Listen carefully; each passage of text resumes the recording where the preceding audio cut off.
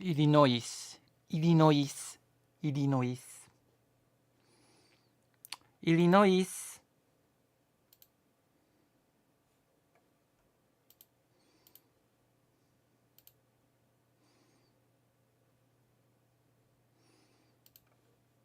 Calling all Illinoisians. Calling all Illinoisians.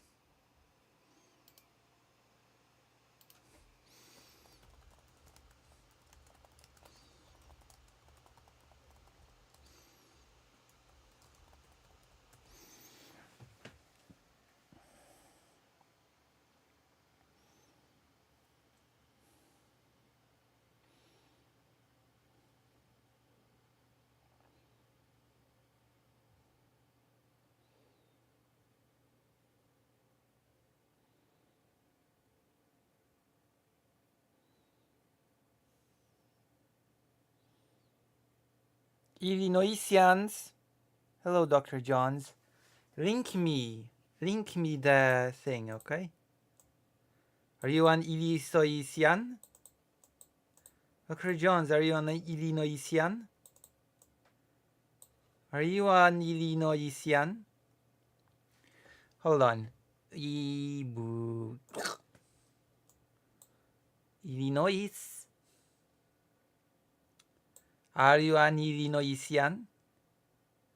It says here in your message above. The FedGov, Illinois is blue after French. Okay? It says so. Illinois is blue. Aggressive Frenchman. Okay? It's like a... if you know what I mean. Link me the inauguration. Hold on. What? That's right. This is going to blow? Wow. Socialix already with this, with the dirty mind, okay? Don't have a dirty mind. You should not have a dirty mind, okay? This is gonna blow. Oh my gosh, blow. Body blow.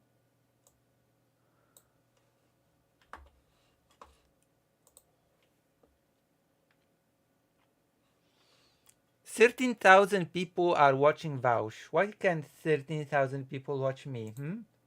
I am just as charismatic as Vaush. I'm gonna prove it tonight. Okay?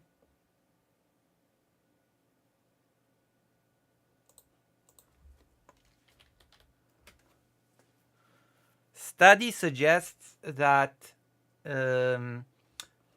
things are the way they are because oh,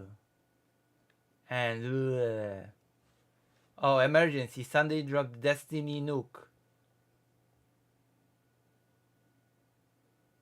Destiny is a sex criminal, says Bad Empanada. Oh my gosh. Okay, where's the White House YouTube or whatever? White House YouTube. Oh, Inauguration Day! That is so cool. Oh, sing, can you speak by the model of boy? And I hear that you are by the lovely bomb boy. Oh, I see. Can you sing by the Raverdi blah? Is the stranger Damba and the totally blah? Where's the thing? I want to show you the thing. What the hell? It's amazing. Amazing. I want a browser. Browser. Hey. Here you go.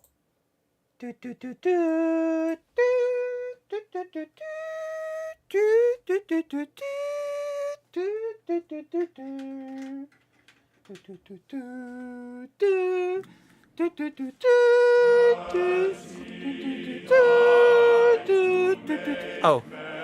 wrong music. Russia second presidential crypto scam has hit the towers. Oh no. And you're not a sexist of questionable material on your hard drive. That's true. That is actually true. Jesus.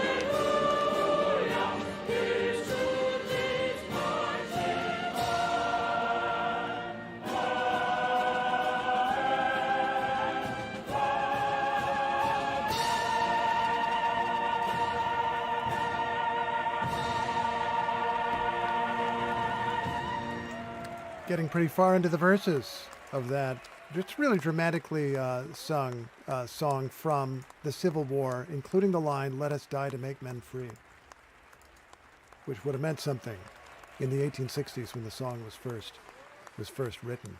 And the Glee Club gets a standing ovation. We expect to hear very soon from the new President of the United States.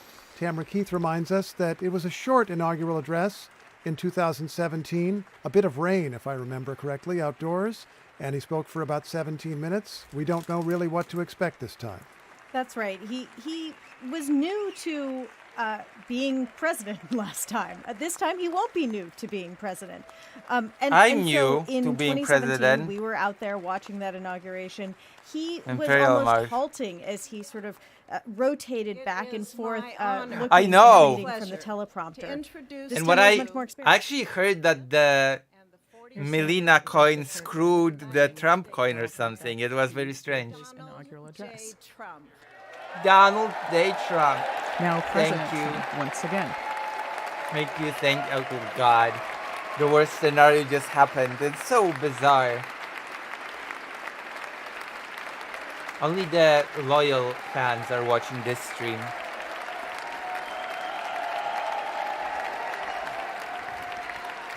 The president approaches the lectern with a smile and a sort of a wry smile, I would say, as he prepares to give his second inaugural Thank you very address. much, everybody. Well, thank you very, very much.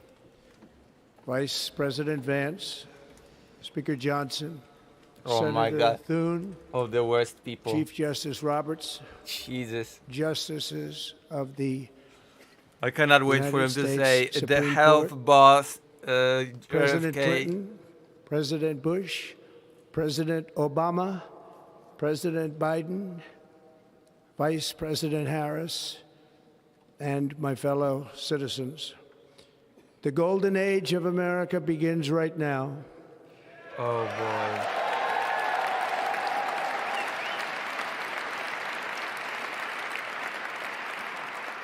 From this day forward, our country will flourish and be respected again all over the world. Oh my God. We will be the envy of every nation, and we will not allow ourselves to be taken advantage of any longer. During every single day of the Trump administration, We will be I will strong very and not simply weak. put America first.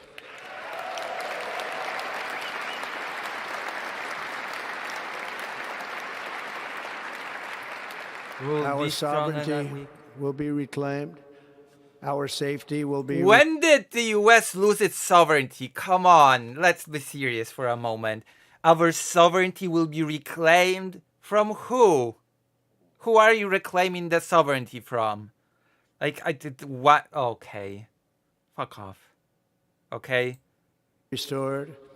The scales of justice will be rebalanced. Yeah, they will be. I agree with this statement 100%. The scales of justice will actually be very, very rebalanced. I just wonder in whose favor will they be rebalanced, okay? That's my question. The vicious, violent, and unfair weaponization of the Justice Department and our government will end. What does that mean? Oh, I know what it means. I no longer will be able to be charged with crimes. That's what it means. I'll be immune. Okay, cool. And our top priority will be to create a nation that is proud, prosperous, and free. Because, whatever. America will soon be greater, stronger, and far more exceptional than ever before. I return to the presidency confident and optimistic that we are at the start of a thrilling new era of national success. He's gonna just give up Ukraine to Russia. He's gonna screw Taiwan. I don't know. He's gonna take over Greenland and Canada. It's gonna be great. Cool. A tide of change is sweeping the country. Sunlight is pouring over the entire world. And America has the chance to seize this opportunity like never before. But first, we must be honest about the challenges we face. While they are plentiful, they will be annihilated by this great momentum that the world is now witnessing in the United States of America. The challenges will be annihilated. As we gather today, our government confronts a crisis of trust.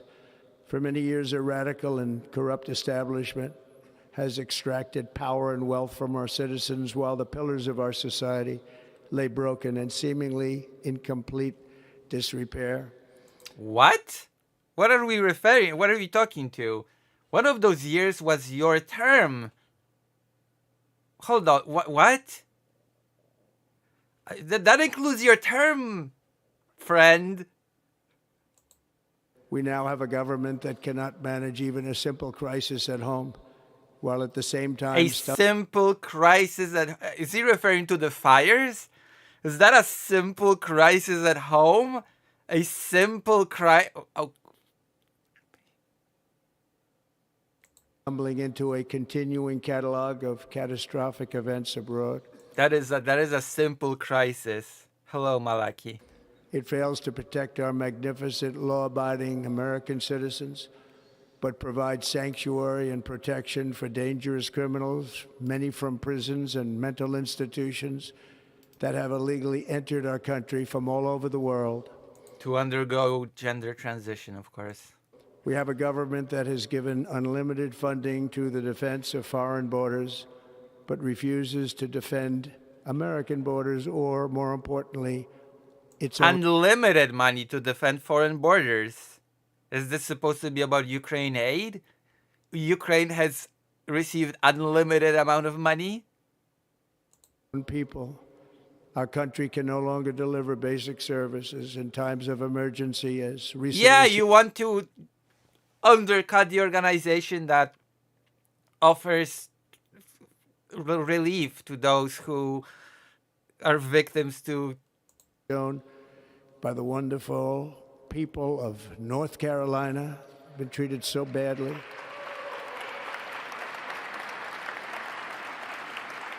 And other states who are still suffering from a hurricane that took place many months ago. Or more recently, Los Angeles, where we're watching fires still tragically burn. From weeks ago, without even a... I will end the fires in 24 hours. I will end the fires before I even take office.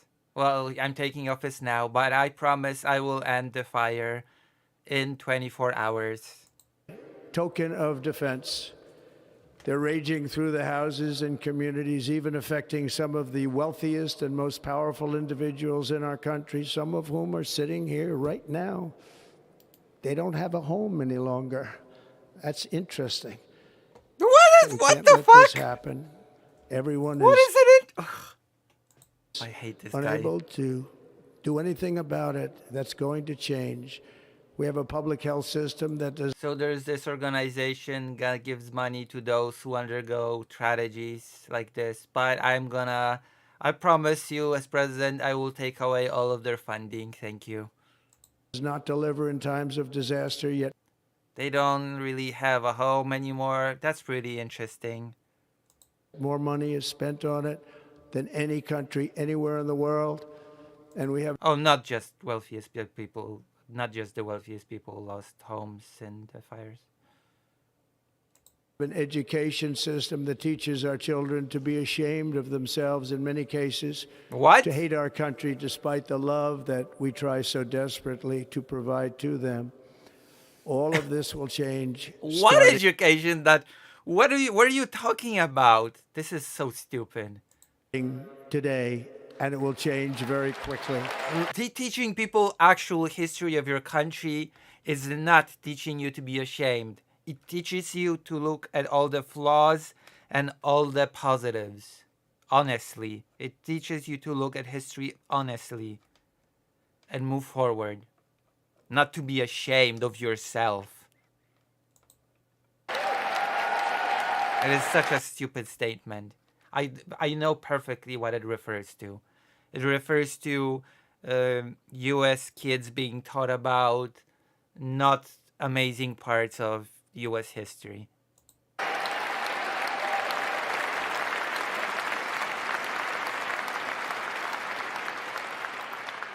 My recent election is a mandate to completely and totally reverse a horrible betrayal Yeah. and all of these many betrayals that have taken place, and to give the people back their faith, their wealth, their democracy, and indeed their freedom.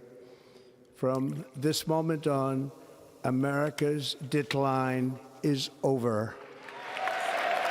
What decline?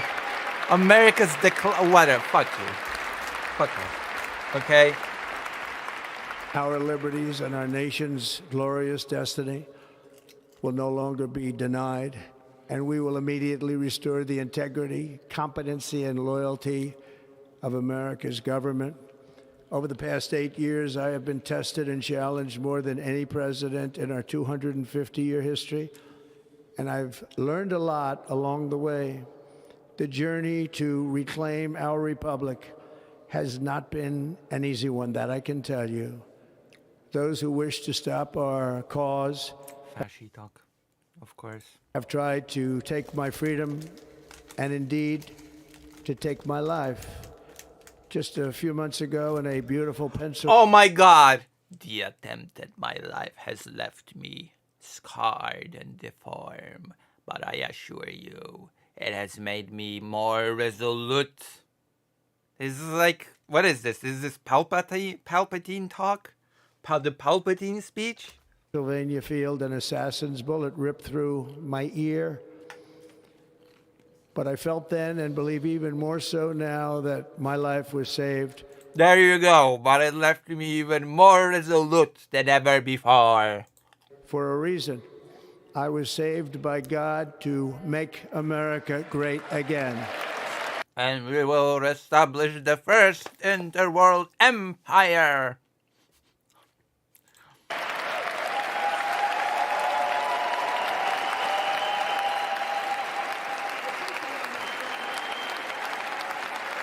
Thank you.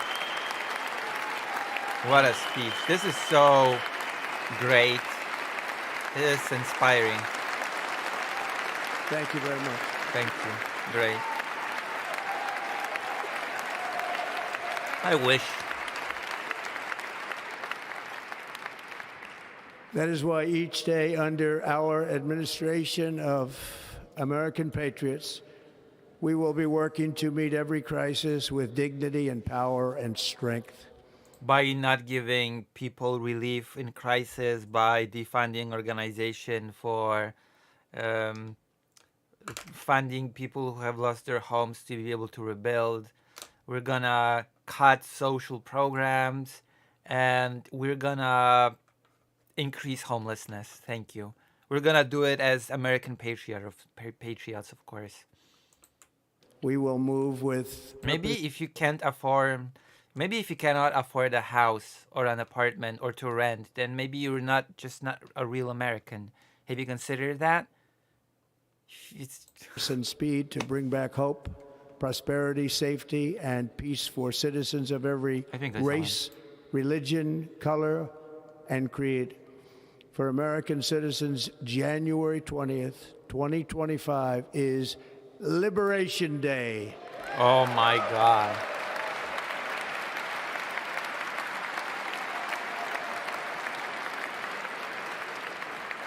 It is my hope that our recent presidential election will be remembered as the greatest and most consequential election in the history of our country. As our victory showed, the entire nation is rapidly unifying behind our agenda with dramatic increases in support from virtually every element of our society, young and No, actually, that does not follow. old, men and women, African Americans, Hispanic Americans, Asian Americans, urban, suburban, rural, and Yes, everybody loves you without exception. very importantly, we had a powerful win in all 7 swing states, and the popular vote, we won by millions of people. This is, To the Black and Hispanic communities, I want to thank you for the tremendous outpouring of love and trust that you have shown me with your vote. We set records, and I will not forget it. I've heard your voices in the campaign, and I look forward to working with you in the years to come. Today is Martin Luther King Day, and his honor. the US might be screwed. We'll see. This will be a great honor, but in his honor, we will strive together to make his dream a reality. We will make his dream come true.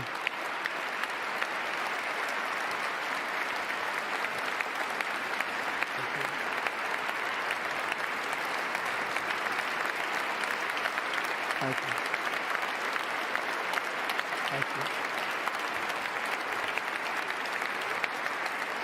you. National unity is now returning to America, and Is it? confidence and pride is soaring like never before. In everything we do, my administration will be inspired by a strong pursuit of excellence and unrelenting success. Oh, oof. Thank God you said that.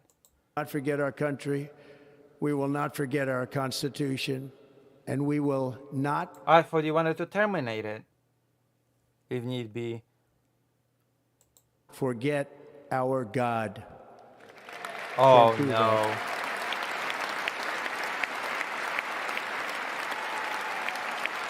Oh no. Oh no. We will not forget our God. Today, I will sign a series of historic executive orders with these Oh crap. Oh yeah, I forgot. Didn't he say that on day 1 he's gonna end the trans lunacy? Didn't he say that? actions. We will begin the complete restoration of America and the revolution of common sense. This is just Restoration there of we America. go. There now it begins. There we go. This is such fascistic rhetoric. We're gonna lead the nation to be reborn. The America has fallen. I'm going to rebuild it. Today, the fall of America is being reversed. The decadence, the degradation of the country. That one was like the. I don't even know what to say to that one. We will retrieve our sovereignty. Yeah, because the US sovereignty was in such jeopardy. I cannot fathom. Basically, the US was not sovereign anymore. Well, yeah, now he's gonna talk about the common sense and the, yeah. America and the revolution of common sense. It's all Oh, about no. common sense. Oh, God. First, I will Oh, my God. Oh, declare a national emergency at our southern border. why? A national, why?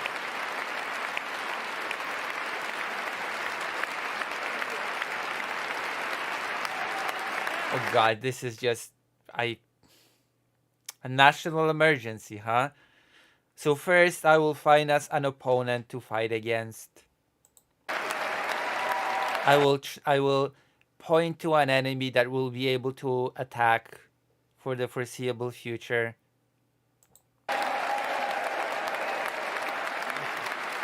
Yes, thank you for screwing my stream, Dr. Johns. Thank you. Thank you. Thank you for thank you for making sure that this stream will be just with zero monies.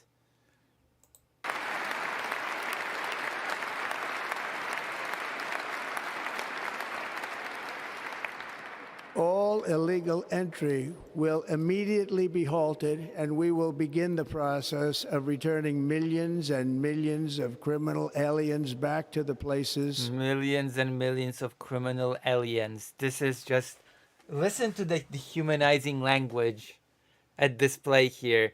Millions of criminal aliens. It's not enough to say illegal immigrants anymore. No, it has to be criminal aliens. Because again, there has to be an enemy. All those horrible people that have to be deported.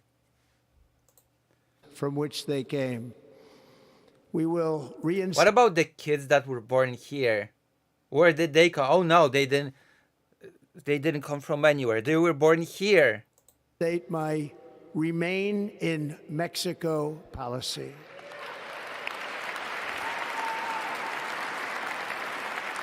I will end the practice of catch and release. And I will send troops to the southern border to repel the shoot. disastrous There you go, to shoot at people. invasion of our country. Invasion. I'm telling you, it's just Under the orders I signed today, we will also be designating the cartels as just straight up fascistic rhetoric. And now I guess the US is giving itself carte blanche to strike within Mexico without asking the Mexican government for permission, as the US has been doing in other countries historically. foreign terrorist organizations. Yeah, the US is giving itself just carte blanche to go and bomb Mexico anytime it wants. That's cool.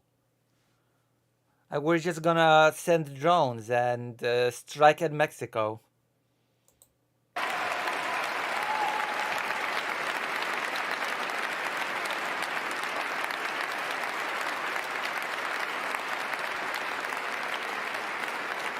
Because that is what it means in practice, right?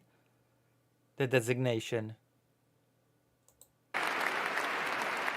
And by invoking the Alien Enemies Act of 1798, I will direct our government to use the full and immense power of federal and state law enforcement to eliminate the presence of all foreign gangs and criminal networks, bringing devastating crime to U.S. soil, including our cities and inner cities.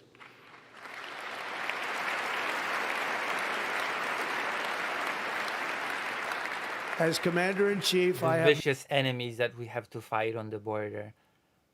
The evil immigrant families that we have to destroy in order to make America great again and to reclaim its sovereignty. Thank you. no higher responsibility than to defend our country from threats and invasions, and that is exactly what I am The invasions of people that come here to work. Horrible. going to do. We will do it at a level that nobody's ever seen before. Of course. Next, I will direct all I believe that. I believe that you will do it in a way that no one's ever seen. I don't doubt it. members of my cabinet to marshal the vast powers at their disposal I don't to doubt defeat it. what was record inflation and rapidly bring down costs and prices. Rapidly. And tariffs. The inflation crisis was caused by massive overspending and escalating energy prices, and that is why today I will also declare a national energy emergency. We will drill, baby, drill. Oh my God, really? Well, not only the US is fucked, I guess the planet is also fucked. Thank you. Green energy, we're gonna get more oil than ever before. Well, I guess we're just gonna die in an inhabitable planet. Thank you.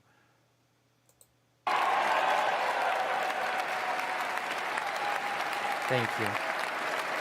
Oh, is it gonna be fracking? Tell me it's gonna be fracking. The most devastated thing for the environment. Tell me, please. It's gonna be fracking, isn't it?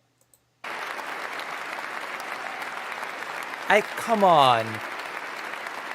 Drill, baby, drill.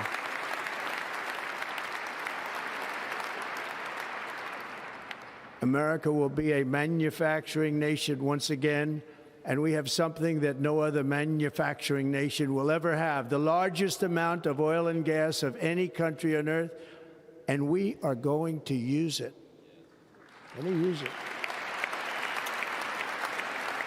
We will bring prices down, fill our strategic reserves up again right to the top, and export American energy all over the world. We will be a rich nation again. Yeah, because the US is such a poor nation now. As we all know, the US is the poorest country. Oh no, wait, it's the richest one. It is that liquid gold under our feet Oh my God. that will help to do it. With my actions today, we will end the Green New Deal and we will revoke the electric vehicle mandate.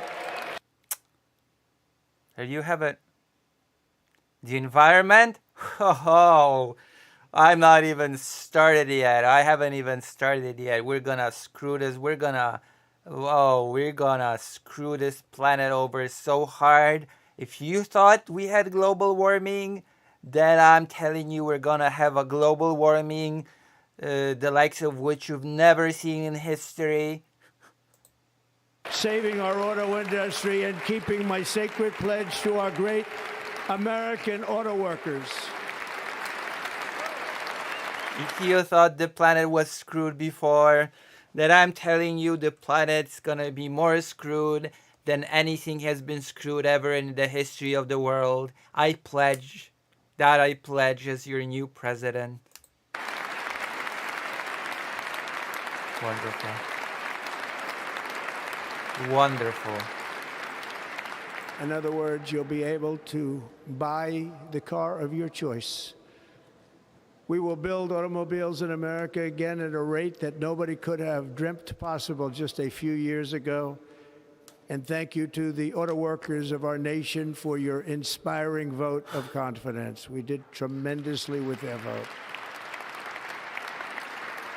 I will immediately begin the overhaul of our trade system to protect American workers and families. Instead of taxing our citizens He's gonna bring back jobs to America. to enrich other countries, we will tariff and tax foreign countries. Oh, is he gonna lower taxes for regular citizens? Is that what he's saying? No.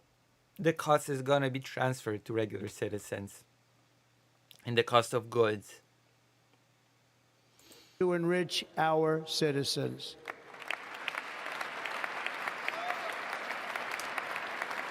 For this purpose, that's totally how that works. Tariffs are totally designed for regular citizens to make their taxes lower. That's totally how that works. we are establishing the External Revenue Service to collect all tariffs, duties, and revenues. It will be massive amounts of money pouring into our treasury, coming from foreign sources. Yeah, but you're gonna be taxing the outsiders, not the insiders. Are you not paying attention, Maraki? The American dream will soon be back and thriving like never before. Hello. To restore competence and effectiveness to our federal government. God. My administration will establish the brand new Department of Government Efficiency. Led by Elon Musk. Oh my God, it's gonna be so efficient. Just like X. Is the US government also gonna turn into a spawning pool for Nazis and conspiracy theorists and misinformation? Is that the efficiency that we are looking forward to? that it?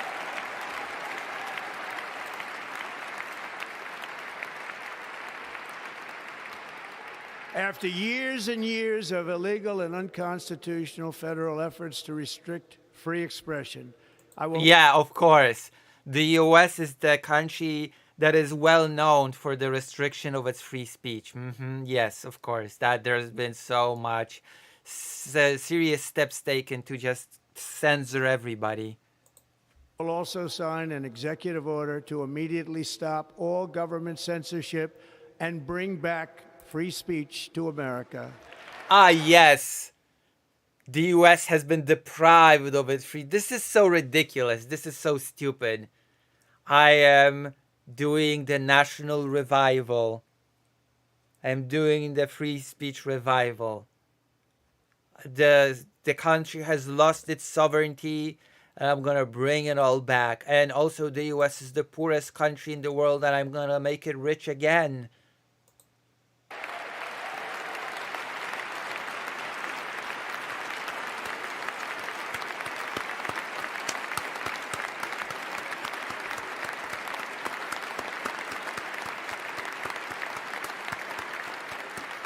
Never again will the immense power of the state be weaponized. See?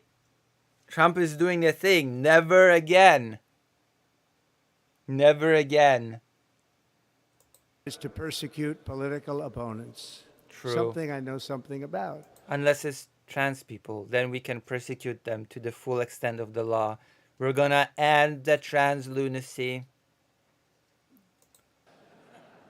We will not allow that to happen. It will not happen again. Under my leadership, we will restore fair, equal, and impartial justice.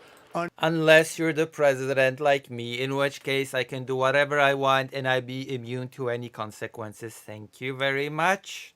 Under the constitutional rule of law. Thank you very much. And we are going to bring law and order back to our cities. Oh no. We're gonna increase policing even more. We're gonna bring back the glorious stop and frisk.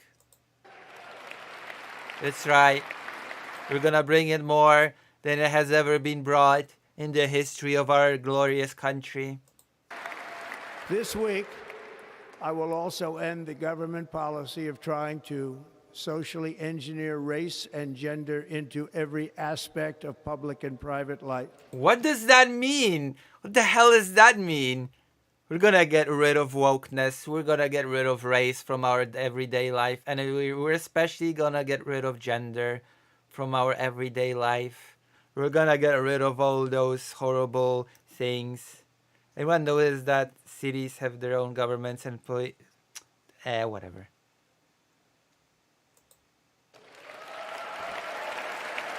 What does any of that mean? I mean, I know he's just gonna end wokeness. He's gonna end teaching people about historical racism. He's gonna stop equity, all the bad things. He's gonna stop the trans lunacy.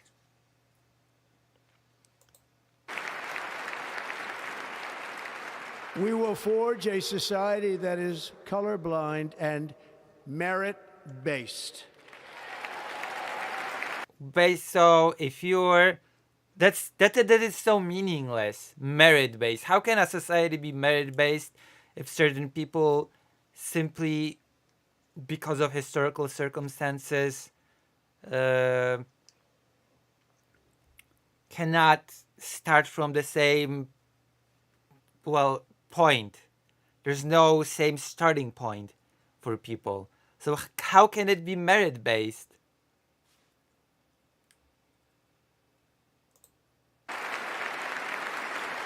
How? As of today, What does that even mean, merit-based? What constitutes merit? it will henceforth be the official policy of the United States government that there are only two genders. There you go. There you have it. Why does the government even interfere in such things? Why is it the business Was gender series suddenly the business of the government? Why? Male and female. Gender? Oh my god. Oh, I cannot believe this. That there are only two genders. Really? Really? That's cool. Male and female.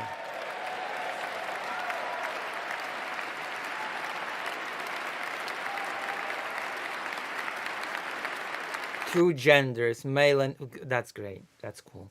That's awesome.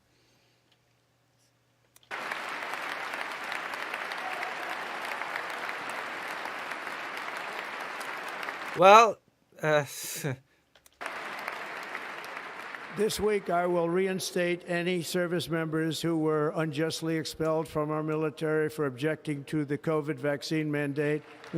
oh, okay. We're gonna be doing anti-science now as well. We're gonna be doing anti-vaccine. Jesus Christ.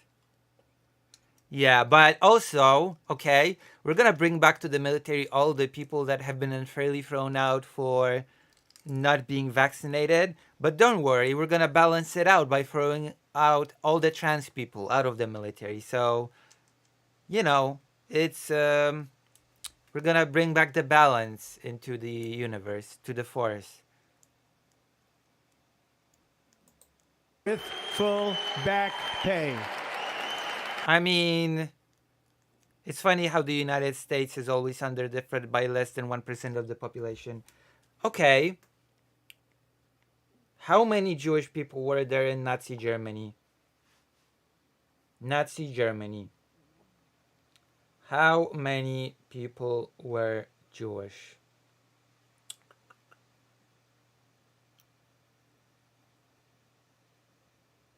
Oh, well, what do you know? In Nazi Germany, Jewish people were less than 1% of the population, and yet to Nazi Germany, they were the biggest enemy. Wow.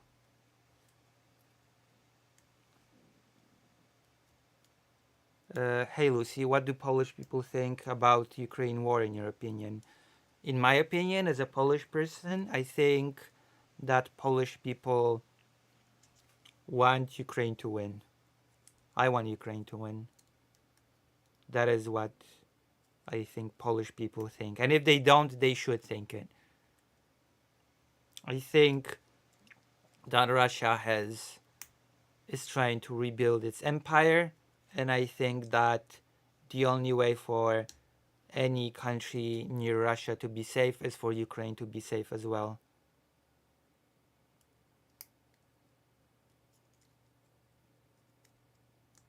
This is just...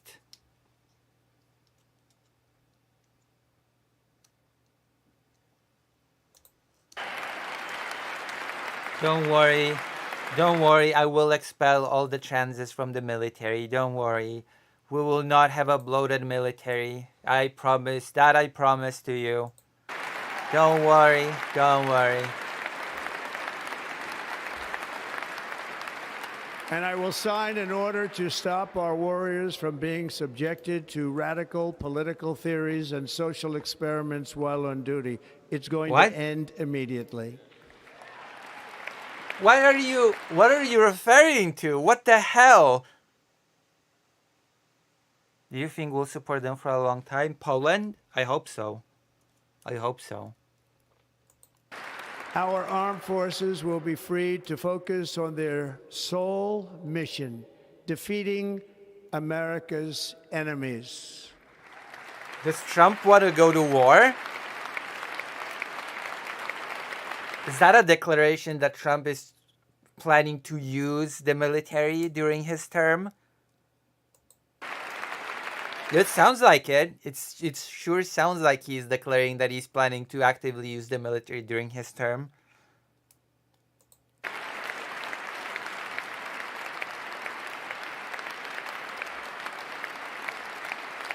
Social experiments on the soldiers. Soldiers are being experimented on. Like in 2017. This is all the little points of we're not gonna be weak, we're gonna be strong, we're gonna get rid of all that woke progressive stuff, and we're gonna rebuild the nation, we're gonna go back to our glorious past that has been lost, our innocence, our sovereignty, we will get it back under my tutelage. We will be great, we will be strong, we will be the strongest country. We will defeat our enemies at the border. We will defeat our minority enemies, and we will strike at the heart of those who want to destroy us. Because make no mistake, we are surrounded by enemies on all sides that want to destroy us, and only I can protect you from them. Only I can. Thank you. We will again build the strongest military the world has ever seen. Because that's totally not the case now. The US totally does not have the strongest military right now. Like, it's so stupid. That is such a stupid point to make. Like, that is such a silly thing for a president of the United States to say. I'm gonna build the strongest military. The US military is already the strongest. Shut up. We will measure our success not only by the battles we win, Oh, battles we win, so... but also by the wars that we end, and perhaps most importantly, the wars we never get into. I'm sorry. What war is the US currently involved in? Where are the US soldiers fighting? Where?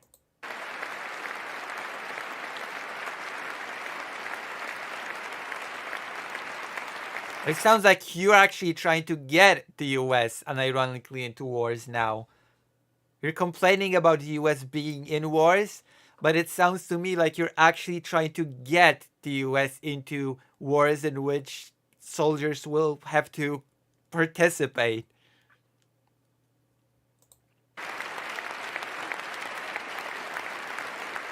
Like, how can you say, on the one hand, we're gonna go and win battles, and then say we're not gonna...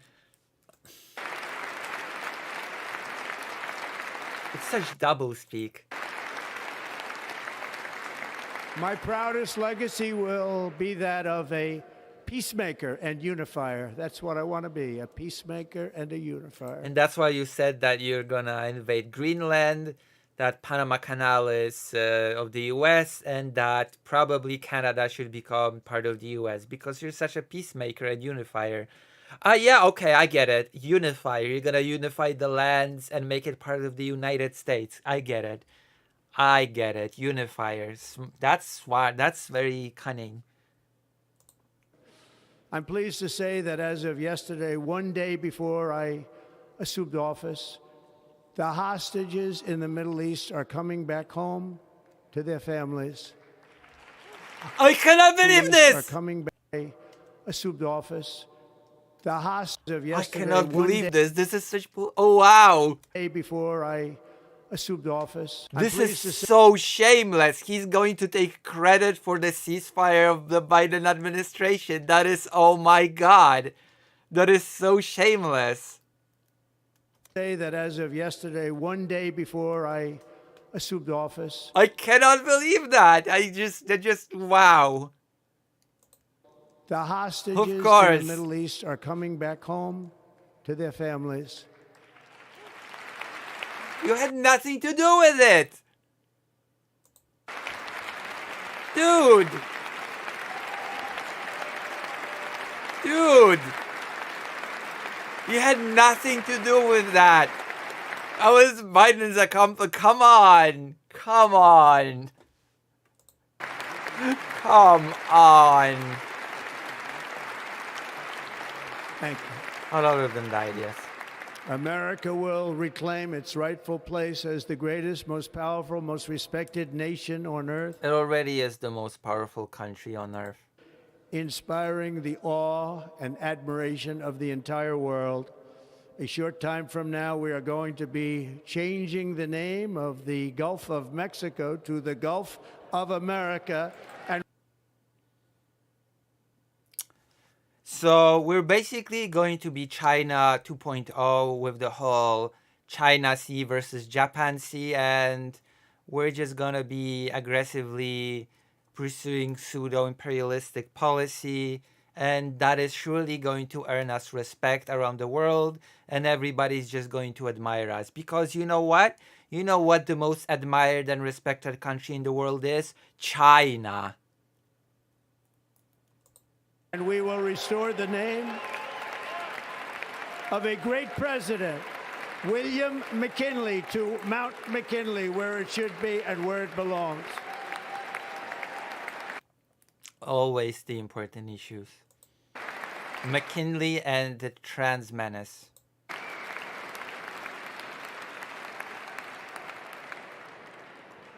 President McKinley made our country very rich through tariffs and through talent.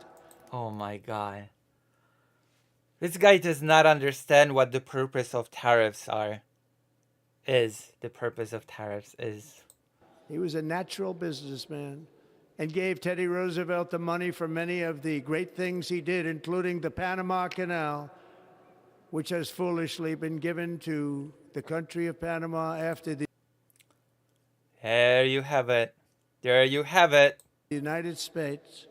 The United States, I mean, think of this, spent more money than ever spent on And now China controls it, and now we have to use our glorious troop to invade and retrieve it.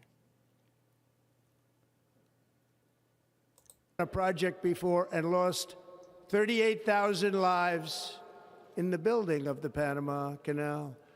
We have been treated very badly from this foolish gift that should have never been made, and Panama's promise to us has been broken. That's right. China is in control of everything.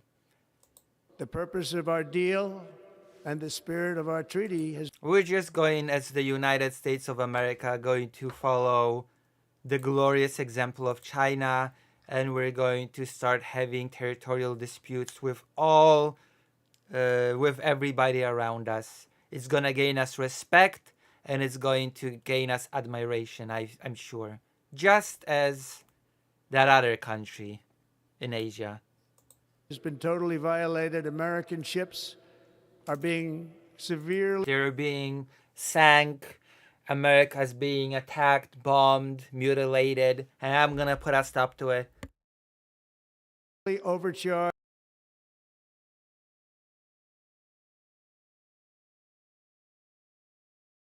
Money's going straight to Chinese pockets.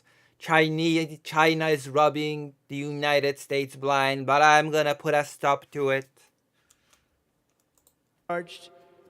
And not treated fairly in any True. way, True, shape or form. And that includes the United States Navy. True, And the United States Navy is under constant China threat.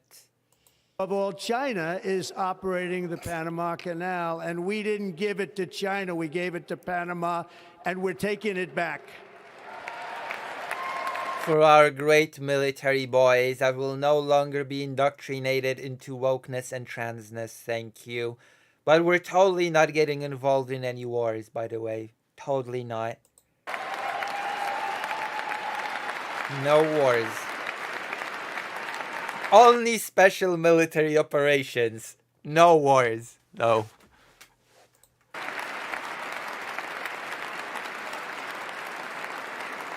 Oh my god.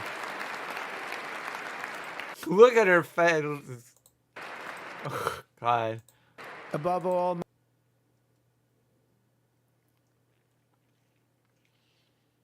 my message to Americans today is that it is time for us to once again act with courage, vigor, and the vitality of history's greatest civilization.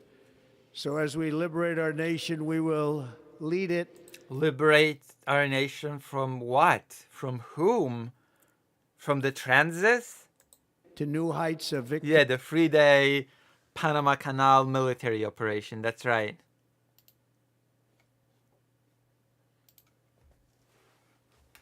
And success.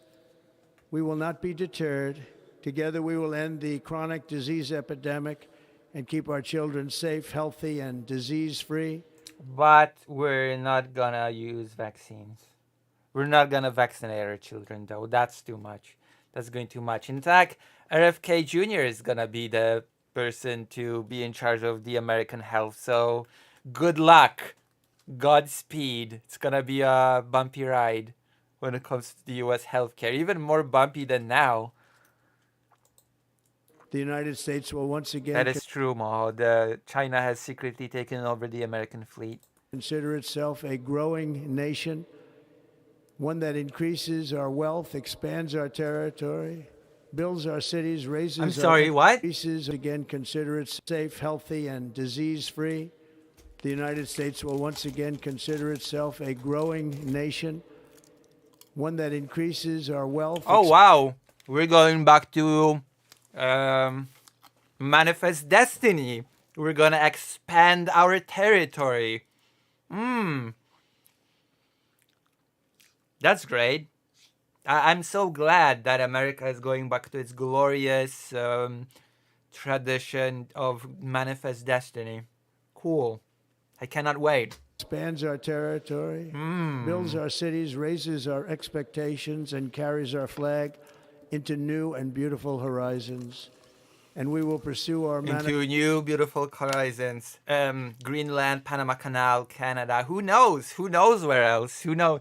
The sky's the limit. The sky's the limit. I cannot wait. I just cannot wait. manifest destiny into the stars, launching America. Who knows? Maybe you will see a pretty magical twist, okay? Everybody's been talking about Russia starting World War III. You know, maybe the US will start World War III. Maybe, well, you know, maybe it's just a surprise, you know? You thought China or Russia would be the catalyst for World War III, but yoink, we're the ones. Here you go. Manifest destiny. American astronauts to plant the stars and stripes on the planet Mars. I did not expect that in my lifetime I'd hear a US president say, yeah, the US, yeah, we have to expand our territory. We just have to expand our territory. Also, that's true. Growth for the sake of growth is the ideology of the cancer cell. Oh, God.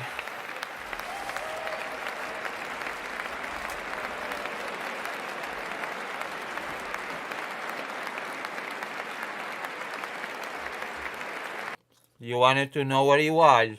There you go. What? This guy looks so defeated. Oh my God.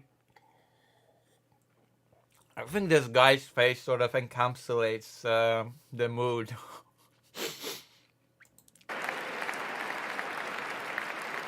Ambition is the lifeblood of a great nation. Is that who I think it is? Oh Oh my God. It is, isn't it? Oh my God. Ambition is the lifeblood of a great nation. And right now, our nation is more ambitious than any other. There's no nation like our nation. Oh my God. I still don't get the obsession with people have with Mars. Americans are explorers, builders, innovators, entrepreneurs, and pioneers. The spirit of the frontier is written into our hearts. The call of the next great adventure resounds. Our next great adventure in Panama Canal. I can't wait. From within our souls, our American ancestors turned a small group of colonies on the edge of a vast continent into a mighty republic of the most extraordinary citizens on earth. But also genocided a few along the way. But you know, you have to break a few legs. You have to break a few eggs to make an omelet, don't you? No one comes close. Americans pushed thousands of miles through a rugged land of untamed wilderness. They crossed deserts, scaled mountains, braved untold dangers, won the Wild West, ended slavery, rescued millions from Wait, ended the Americans ended. So okay, who instituted slavery into the U.S. Huh? Like who started the U.S. slavery to begin with? Come on, tyranny. we've ended the thing that we started ourselves. Let's pat ourselves on the back. We're the greatest for it.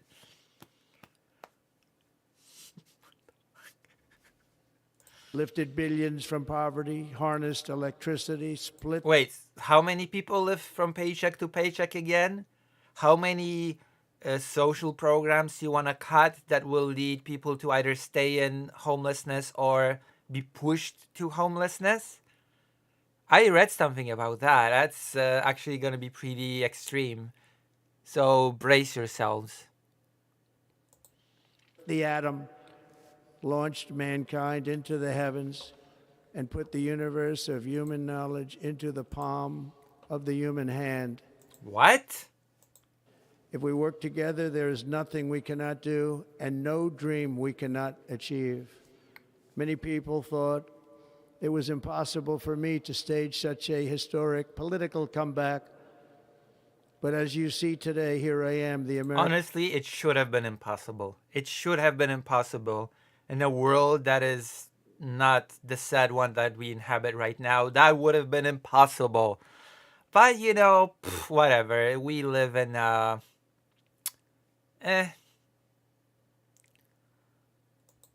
People have spoken.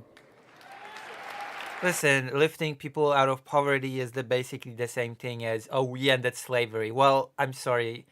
Who started and benefited from this? Whatever. It's just silly.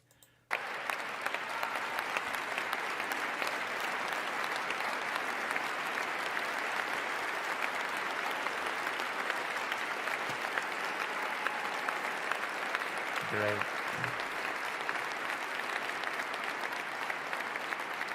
I stand before you now as proof that you should never believe that something is impossible to do. In America, the impossible is what we do best.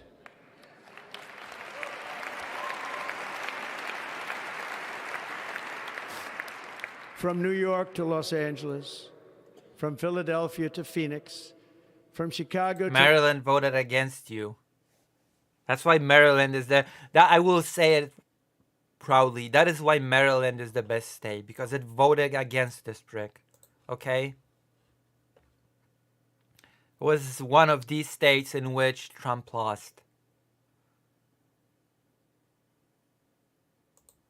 to Miami, from Houston to right here in Washington, D.C., our country was forged and built by the generations of patriots who gave everything they had for our rights and for our freedom.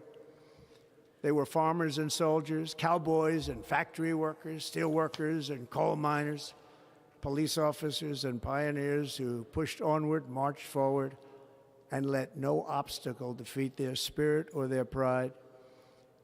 Together they laid down the railroads, raised up the skyscrapers, built great highways, won 2 world wars, defeated fascism and communism, and triumphed over every single challenge that they faced. After all we have been through together, we stand on the Well, you've not been through... Whatever. I'm not... verge of the 4 greatest years in American history. Oh, my God. With your help, we will restore America, promise, and we will rebuild the nation that we love, and we love it so much. We are one people, one family, and one glorious nation under Unless you're a minority, an immigrant, or anything else like that. But apart from that, we're one nation. God. So to every parent who dreams for their child, and every child who dreams for their future, I am with you, I will fight for you, and I will win Unless you're trans, of course. for you. We're going to win like never before.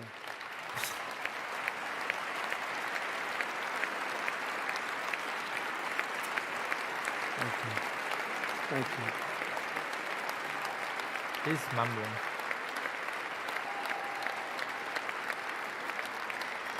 Thank you. There is Thank you. so much very telling rhetoric in this. is also very telling. Ugh. In recent years, our nation has suffered greatly, but we are going to bring it back and make it great again, greater than ever before. We will be a nation like no other, full of compassion, courage, and Compassion, okay, that's a laugh. Unless you're a minority, unless you're an immigrant that wants to come to work here, then I guess the compassion does not extend endlessly, does it? exceptionalism. We're gonna throw out millions of citizens out of this country, but you know what? I guess citizens does not extend to them because children born here are citizens. No? But yeah, we're gonna deport them. Whatever. Doesn't matter. Our power will stop all wars and bring a new spirit of unity to Our power will stop our wars. By the way, Greenland, Panama Canal, and Canada, maybe. We'll see. We have to expand our territory, by the way. So we're gonna end all wars. Unless it's our wars. Our wars don't count. It's manifest destiny. So it's basically a historical necessity. But apart from that, we're gonna end all wars. Totally. world that has been angry, violent, and totally unpredictable. America will be respected again and admired again, including by people of religion, faith, and goodwill. We will be prosperous. We will be proud. We will be strong, and we will win like never before. Jesus Christ. The fasci rhetoric is piling up. We will not be conquered. We By will who? Who is trying to conquer the not U.S.? be intimidated. We will not be broken, and we will not fail. From this day on, the United States of America will be a free, sovereign, and independent nation. Because it has not been until now. You've heard it here. Until this day, the United States has not been a free, sovereign, independent nation. You've heard it. Even during last Donald Trump's term, the United States has not really been a sovereign country. There you go. You've heard it. If you're an American, only now you're a sovereign citizen. There you go.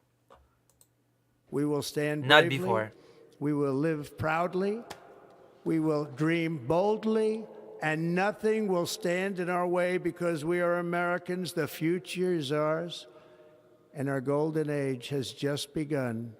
Thank you. Oh, boy. God bless America. Thank you all. Thank you. Thank you very much. Thank you. Remember the most important thing. There are only two genders, male and female. You are listening to live special coverage of the 2025 presidential inauguration from NPR News. I'm Michelle Martin. President Trump opened his address to the nation declaring the start of a golden age of America. Over about 30 minutes or so, he outlined an agenda that he said puts America first by cracking down on illegal immigration, remaking the nation's energy policy, and promising to bring... And also deporting people that are already here. So if they have kids that were born here, I guess he's just gonna deport citizens. Tough luck.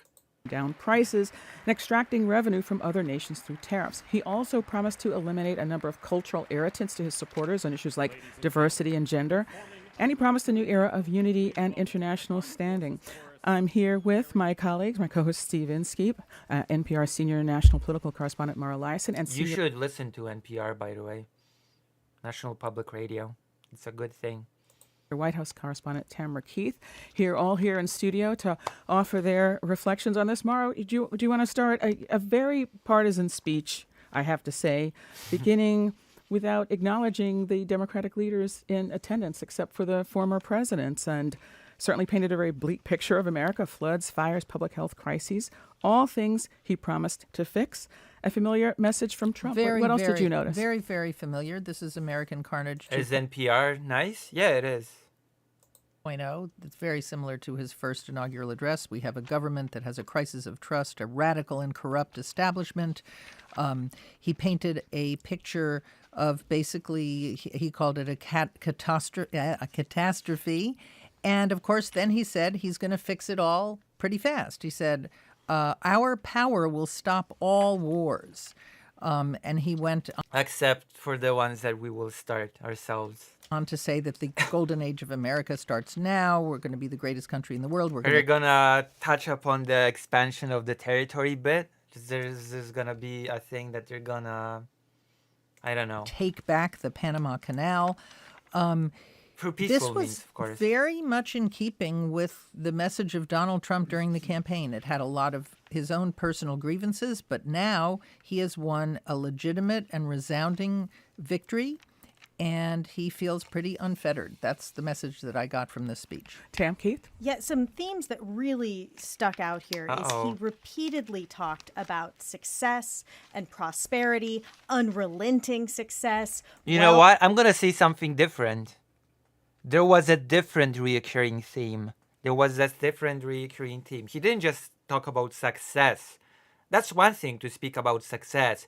But he said that up until now, the US did not have sovereignty, the US did not have independence, the US, the people in the US did not have freedom of speech, that the US, I guess, is poor because it has to regain its wealth, that the military is in a horrible state because Trump needs to still build the strongest military, and it's just all horrible. And starting today, the US regains its sovereignty. That's the reoccurring thing that is, in my opinion, important to remember.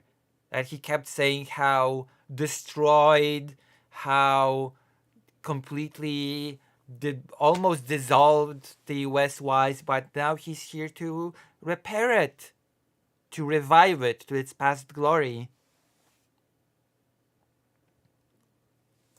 Health, just talking repeatedly about these ideas of making America wealthy again, making people successful, and that was a theme throughout. I would say Can that I also say it's also a theme of the seating arrangement. It's quite remarkable to see major donors seated in the place of honor alongside his cabinet nominees instead of in the audience where the other members of the public, including members of Congress, were seated. some of the wealthiest people in the country- world. In the world. Well, we are moving towards an oligarchy, but that's also part of making America great again. So maybe that was a visual representation of that. Yeah, and you know, he literally talked about manifest destiny. Yeah. Obviously, that was a Yep. theme throughout, but he said the term, the phrase manifest destiny, talking about America even Oh, boy. growing its territory. Yeah. And expanding wealth. And a couple of times he said, from this day on. From this day forward, much like in 2017, where we observed that there wasn't a lot of looking back. There was a tiny bit of history here, but it was in many ways, once again, a sort of a hard reset. Trump is back, and from this day forward, broadly speaking, this was not the type of inaugural address that we have heard from other modern presidents. I Steve just Inskeep, want to note Carrie Underwood is singing. Let's bring up just a little bit of that, a slightly different tone than perhaps our analysis. Then we're going to talk more about this speech. Here's Carrie Underwood at the Rotunda. Nope, just got the last note. Just got Not the very last well note. timed there. With apologies. Pretty spectacular there, though. In any case, so Carrie Underwood singing at the Spectacular. United States Capitol, where the ceremonies will go on for a few more minutes. But I do want to note a couple of things about this speech. It was rather remarkable. He referred, I think, twice to unity. He talked about he said national unity is now returning. He said that he wanted to be a unifier. Very little else in the speech. I'm gonna unify the world by renaming places, by annexing territory, and by trying to threaten others into obedience. I'm gonna be the unifier and peacemaker. Just like China, actually, ironically enough. It also calls itself a unifier and a peacemaker. And that's just a statement of fact. It depends on how you define unity. Go and on. Trump has repeatedly said that he believes that success brings unity. His idea of unity is, in essence, that people will support him or unite around him. Or that when he wins, people will swing behind him. I Yes, guess. that when they start winning because he is winning, then there will be unity. I think that another thing about this speech is it was sort of a combination campaign speech, policy address. It didn't have the big sweep, other than discussing the golden age of America. It didn't have the big sweep of a typical inaugural address. And it went through a lot of executive actions that he intends to take this day. To the note of unity, as Tam pointed out, as defined by this president in this particular time, we are now hearing the benediction from Rabbi Dr. hear it. Ari Berman, who's the president of Yeshiva University, and there will also be two other ministers from other religious traditions who will also be offering words at this time. Then what Wow. to say? Who trusts in God. Thousands of years later, this great nation, which adopted these words as its motto, "In God we trust." Yeah, stand- I hate to say it, but if anything, it was the Christian God. So I don't know what to tell you. I'm sorry. I'm sorry to be the bearer of it. It was not some abstract God, okay? It was not some God, any God. It was actually the, if anything, the Christian God. stands at a moment of historic opportunity. So Americans are searching for meaning. Our merciful Father, help us rise to meet this moment. Bless President Donald J. Trump and Vice President J.D. Vance with the strength and courage to choose the right and the good. Unite us around our bless our President Donald Trump and the Vice President J.D. Vance to screw over Ukraine and many other places in the world. foundational biblical values of life and liberty, of service and sacrifice, and especially of faith and morality, which George Washington called the indispensable supports of American prosperity. Guide our schools and college campuses, which have been experiencing such unrest, to inspire the next generation, to pair progress with purpose, knowledge with wisdom, and truth with virtue. Hear the cry of the hostages, both American and Israeli, whose pain our president so acutely feels. Oh boy, yeah, of course. are Our s- president so acutely feels the pain of the. Oh yeah, because he cares so much. Mm-hmm. So thankful Uh-huh. for the 3 young women who yesterday returned home, and pray that the next 4 years brings peace to Israel and throughout the Middle East. Almighty God, Oh, grant all Americans Oh, the boy. opportunity to boy. realize our shared dream of a life filled with peace and plenty, health and happiness, compassion and contribution. Stir within us the confidence to rise to this moment. For while we trust in God, God's trust is in us, the American people. You know, America it's not is a called to Christian greatness, speaking right now. That's my to be point. a beacon of light and a mover of history. Hello, Lucy. So, what do you think about America doing a little bit of Christian nationalism and going complete whack mode? Well, there's only one thing that I can respond to that with, Vladimir. It's manifest destiny. The U.S. should grow its territory. It has to regain its sovereignty. It has to, you should understand. And it has to get back Panama Canal. And it's easy peasy lemon squeezy. It's all completely understandable and good. That's what I have to say. And also, the military will become less woke, and by extension, will be more battle ready. Right? He's wearing a kippah. Yeah, it's a Jewish speaker. They said it. It's a Jewish speaker. Okay. That was my point. That was my entire point. May our nation merit the fulfillment of It's Jeremiah's very weird. Okay. blessing. Because believe it or not, even though on some abstract level we say, oh yeah, basically Judaism, Christianity, and Islam basically worship the same God. Well, technically speaking, you could say that it's true. You could always say that actually it's not really true. Like a tree True. planted by water, we shall not cease to bear fruit. May all of humanity experience your love and your blessing. May it be thy will, and let us say, Amen.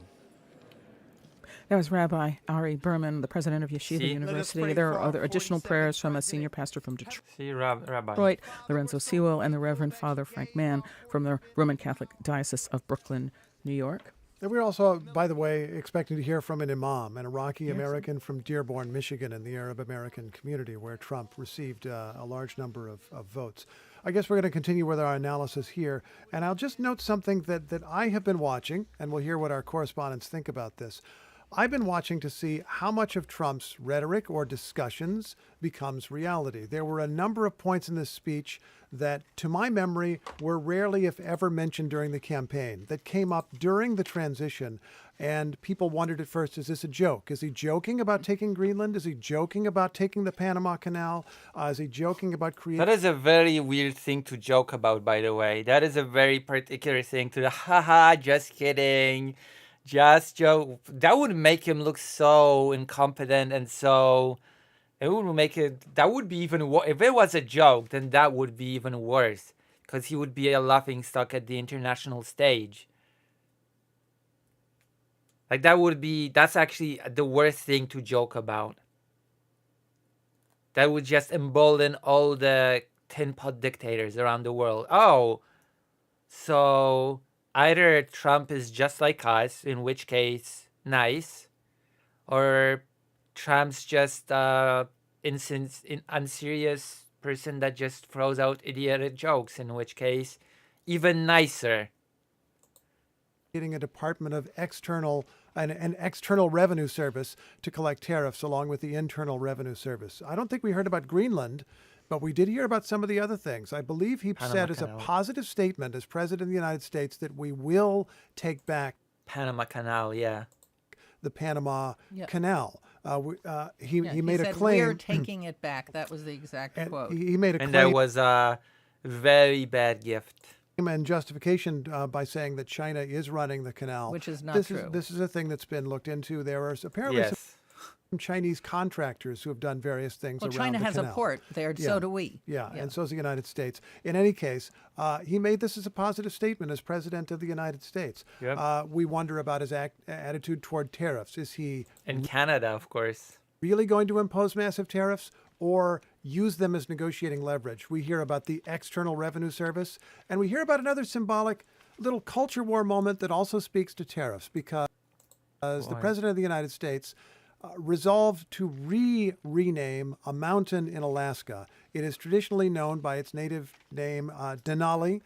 It was renamed Mount McKinley in honor of President William McKinley. Trump declared he was going to change it back. And oh my God. In speaking of the record of William McKinley, a president at the end of the 1800s, he praised McKinley's tariffs, which is something that Trump has talked about before. And so things begin to become a little more solid. What's real, what's not, we begin to find out. Trump has treated tariffs like magical rainbow unicorn things that can fix everything. True. I've noticed that he doesn't understand what tariffs do and what their purpose was historically.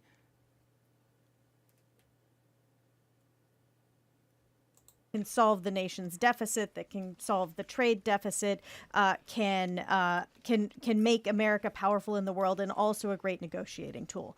We don't know what he is actually going to do. And I think that this is an important point on a number of items. We don't know precisely how what he wants to do will be enacted or enforced. I mean, vagueness is his weapon. It's the same with Ukraine. We don't need, to this day, we don't actually know what his plan when it comes to ending the war in Ukraine is. Because he's just, vagueness is the weapon. When these executive actions are signed, we will see what they say, but we don't know if they will be held up in court. So I think that he is coming in hot to say that he has met all of these promises. He's going to do all of these things. Some of his promises are in in tension with each other. Tariffs may not bring down grocery prices the way he would like yeah, them to. they may even bring them up, actually. Some products might just become more expensive because of the tariffs. And we didn't hear a lot really about bringing down prices, which was a central theme Well, of the he did- presidential he- campaign. Drill, baby, there was a drill. little bit, but he not a did lot. actually say that our inflation was caused by government overspending and energy prices, and I'm going to drill, baby, drill. What's so interesting to me about We're Donald gonna screw the planet over. It's over. It's over, baby. We're gonna die in my lifetime. I'm old. I'm gonna die soon. So if I'm gonna die, the planet itself might as well go with me. Am I right? Trump is there are things that are obviously negotiating tools. He's very transactional. There are other things that are deep beliefs of his. Is he really pro-life? No, we saw him being incredibly flexible about that during the campaign. And he was pro-choice once And he upon was a time. pro-choice once upon a time. But tariffs, I would say, is a core belief of his. He believes that tariffs, he said the most beautiful word in the English language, he Oh my believes that God. tariffs can replace the internal revenue system. That's what McKinley Yeah, said. He said tariffs instead can of tariff- tariffs can replace taxes, which is the stupidest thing I have ever heard. we're going to tariff and tax other countries to enrich our citizens. And it is true that the federal government, once upon a time, didn't have an income tax. Climate change still happens very slowly. It's not like a bomb that goes off. I mean, yeah, it's happening slowly, but trust me, Trump's just gonna accelerate it exponentially. Drill, baby, drill. For oil, which we'll use more than ever before. We're gonna dismantle the Green New Deal. That was part of the speech. And we are going to stop the whole electric car thing. So if it's happening slowly now, just wait for the acceleration, okay? Under your beautiful president, Donald Trump. Right. Did rely on tariffs. The part that is not true is exactly who pays them. Importers end up paying the tariffs on goods that they import. And the question As is... in consumers. Yeah, right, they pass it yeah, along yeah, to yeah. Importers as consumers. consumers. And it becomes a regressive tax. But we have to assume that a good part of the speech was directed to the people who already agree with him on a variety of these issues. A good number of them are gathered at the Capital One Arena here in Washington, D.C., which is where people were expected to gather when it was deemed too cold to have the ceremony outside. We have our colleague, Danielle Kurtzleben, is there. She's NPR's, another NPR White House correspondent, and she's there. And Danielle, if you're with us, Yes, we'd like to hear how the speech was received there and what you're hearing and seeing there. Yeah, well, when you're in a bowl of about 20,000 people, you really get a sense of what energizes Trump voters. And Capital One Arena is just about full here, maybe not quite, but close. There was big applause for a few lines. One was about the border emergency. One was about renaming the Gulf. The of border emergency is the fact that people applauded to that just leaves me so depressed about the state of political consciousness over the regular citizen. It just depresses me to no end that such a statement will garner such applause.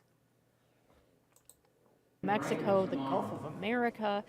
Talking about the External Revenue Service was another one, and we should, as always, fact check that. Tariff revenue is not external. That name itself is misleading. But one other thing was the line about there being only two genders. The crowd went wild for that, and that really reflects Trump rallies throughout the cycle. And I went to a lot. Yeah. Trans people are screwed. We're screwed. Trump already said he's gonna end the trans lunacy, so. Of them. Anything about And anything the US does, the world just parrots. So, welcome to the brave new world where trans people will be even more screwed over than before. Thank you. there being only two genders always got huge applause. A lot of Trump supporters. Yeah, and those genders he named were male and female. Just get very upset about the idea of a person's gender not being assigned at birth. And it is very much at the center of their culture war. It's kind of supplanted that idea of critical race theory that was such a big deal just a couple of years ago. I would add one thing here, which is in the run-up to the festivities or the official ceremony here, there was on the screens here the videos of people walking in, the Obamas, the Clinton, or Barack Obama, the Clintons, that sort of thing. And there were boos for the Clintons, boos for Barack Obama. Why am I getting so much 1984 vibes right now? Is that because of Carter scheme, or is it because all billionaire class consolidated around Trump? It's there's a lot of factors at play here. There is a lot of different factors at play here. But what was really telling was that Mike Pence, former vice president, got big boos, as well as George W. Bush and Laura Bush. And it was really a sign to me of how changed this party is. The people here are not going to cheer for any Republican. They're going to cheer for Trump Republicans. It's Danielle Kurtzman when she is at the Capital One Arena, where Trump supporters have gathered to hear the ceremony because it was moved indoors to the Capitol because it's very cold here in Washington, D.C. Tam Keith?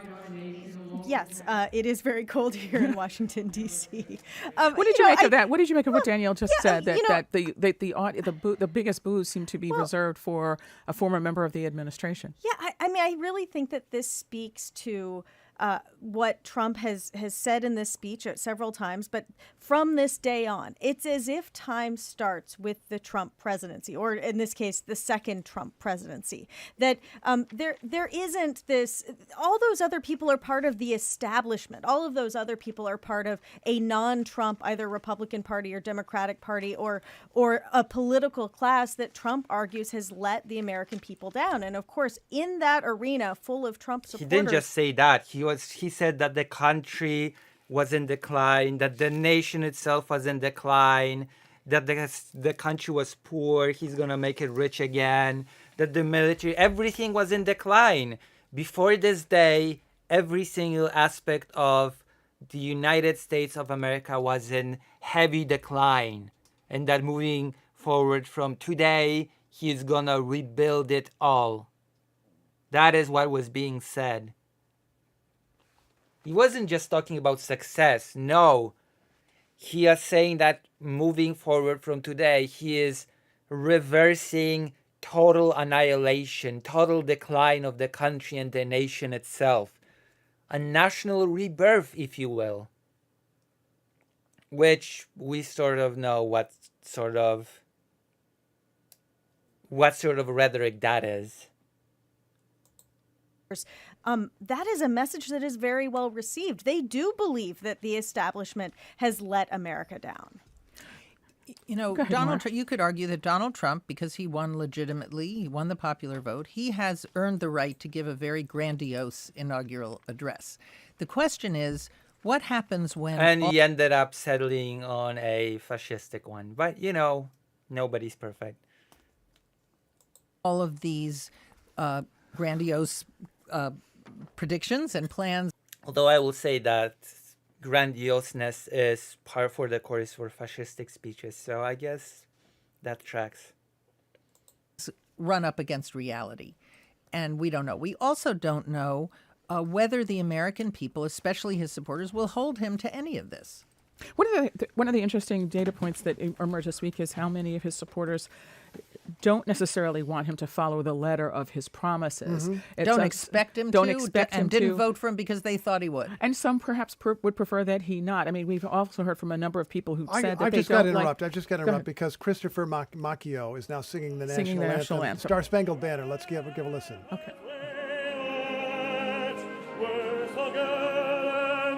I'm not even American. I have to listen.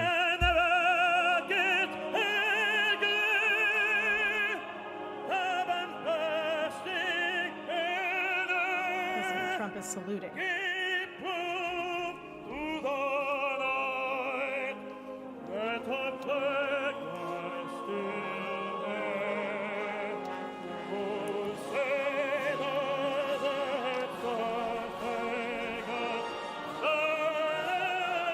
Beautiful.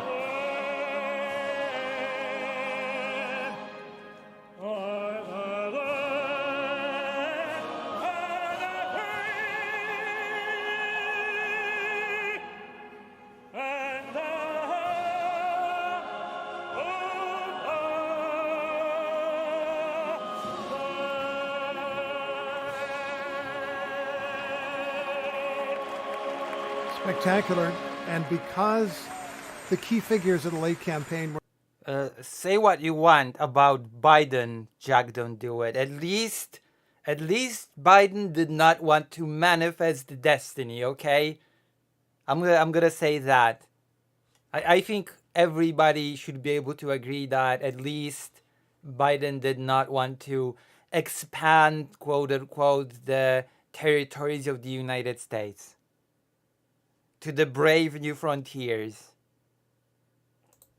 near the singer, we were able to see their different reactions. Kamala Harris with a hand on the heart. Now former President Biden sang along. You could see his lips moving.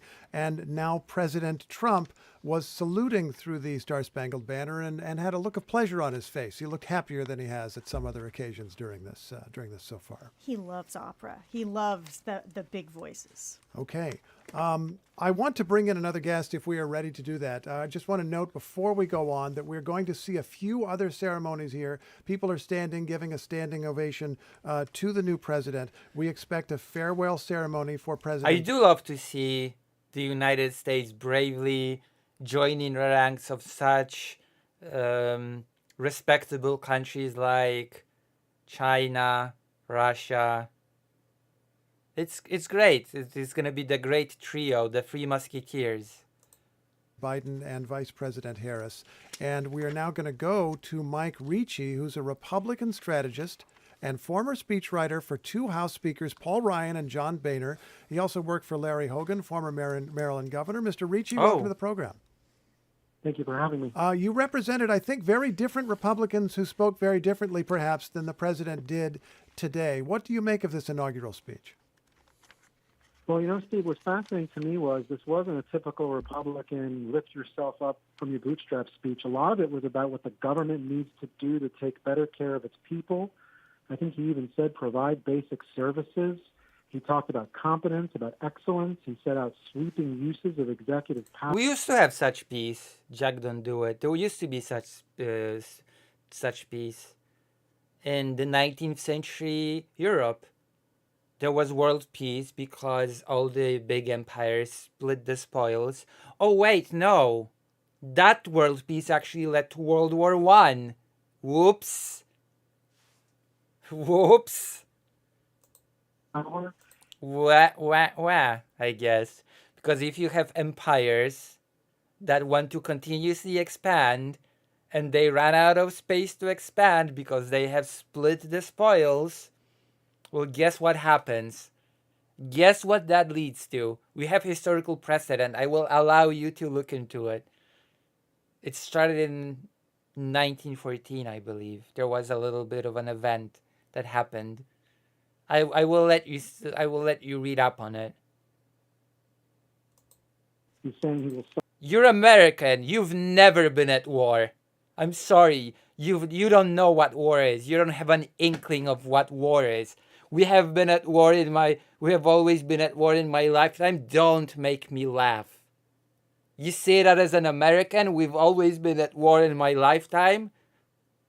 I'm sorry, don't even make me laugh with that statement. Solve all these crises. We've always been at war. What he will do as president. We as Americans? Not as much about the American people and sort of, freedom we usually hear from Republican presidents, and that's what I could imagine. Really I could imagine some of the Republicans that you work for at some point in a speech saying the government should get out of the way. We certainly didn't hear much of that here today. No, it was talking about dealing with chronic diseases, making people healthier, if you think about it, this is part of what hampered the Biden presidency, promising to solve all these problems, but he very much sees himself in that sort of heroic role, and that's why it was almost like a hybrid inaugural State of the Union address. He didn't even really get into the text. The first half was very somber. It's when he was starting to announce the things he was doing and the actions he was taking that he really started to, get more vibing with his text. I want to ask, though, among Republicans, among people you talk with, when the president talks about a radical, corrupt establishment, when he talks about... That's a lie. That's a complete... The only 4 years without conflict was Trump's term. You have no clue what conflicts were and were not happening around the world then. You have no clue. That's why I'm telling you, you have no inkling of what war is and what it isn't. because the world had several conflicts during Trump's term in which the US was more or less involved. So yeah, don't. About the idea that there was no free speech in America. And yeah, the US providing aid or any sort of support to a conflict is not the US being in that conflict. Yeah, I am talking about America. Exactly, I am talking about America. If you think that the US providing support, influence, or whatever else into a conflict is the US being in that conflict, then you just don't know what that means. You don't know what a country being in a conflict means. Because you're secluded, you are isolated from war and what it actually is. I guess we should note these are deeply held beliefs for very large numbers of people, even if some people listening to that speech might have been baffled and wondered what Trump was talking about.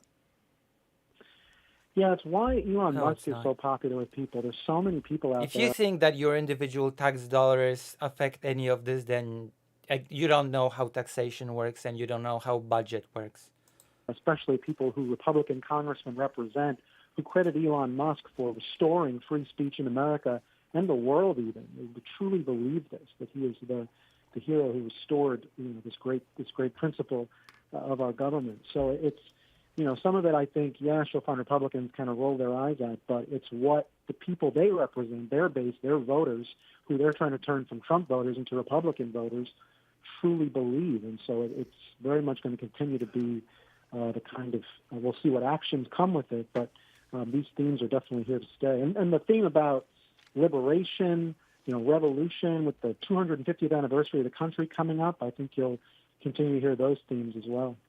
I want to note another thing that strikes me as, for some people, an article of belief.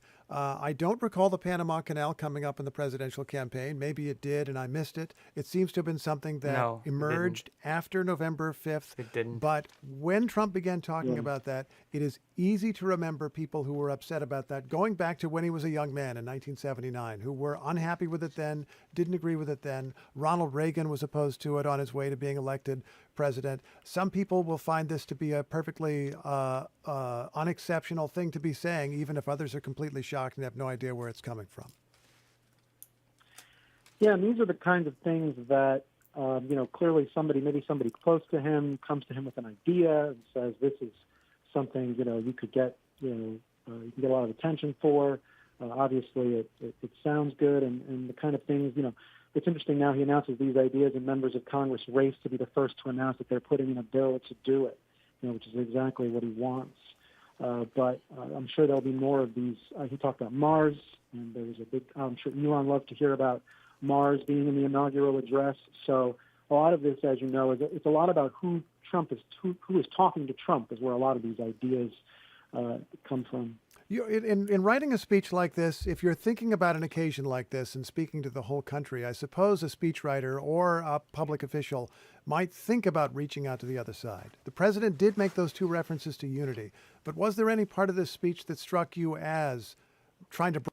Hey Lucy, remember that time in history when Russian Empire decided to support their Serbian brothers and British Empire was helping French Empire because they all have interconnected treaties? I remember. Yeah. I remember. broaden the tent, trying to expand the tent, trying to reach out to people who are not on his side. I was there. No, I think the first inaugural, he made, even if it was lip service, he made more of an attempt at, there was no mention here of bipartisanship, obviously no sense of we are, not enemies, but friends. It was, he had one line that was more political, reaching out to Black and Hispanic voters who he was trying to obviously keep in his coalition, but not very much there for Democrats, not very much outreach. Maybe that'll happen in his first address to Congress next month or in March. But no, usually in a speech like this, obviously you want to make the appeal to unity and reach out and to include Congress. But except for referencing some of them in the beginning, there was very little of that. It was very much, as has been common with Trump, especially in this iteration of him, very much a speech for the base They are obsessed, fixated on promises made, promises kept, flooding the Common zone, sense. and they put the speech in sort of that way of thought as opposed to the traditional inaugural address. Mr. Ricci, one more question before we go back to our colleagues who are out with Trump supporters out in the Capital One Arena and nearby. There are some differences that have emerged in the base so far, particularly around strategies to address immigration. We've heard that there was this, it's been a very public dispute between some of his tech supporters like Elon Musk and Vivek Ramaswamy and Steve Bannon, one of his early supporters, around this whole question of H-1B visas and the strategy around sort of access to citizenship for people who have certain kinds of skills. So do you think that that's, how real is that dispute? I mean, is this dispute, So real. how real is it and how long lasting is this? Or is this the I'm kind of thing ashamed that, of my. that, Well, once a decision man, is be made, it proud. goes on, or do you think that there's, it's Hold deeper on. than that? Don't be ashamed. Be proud. You're about to manifest destiny. You're about to be proud again. You're about to not be poor. You're about to be great. You're about to be strong and not weak. The U.S. is about to reverse its descent in the decline. Aren't you glad to be an American today, moving forward? Aren't you?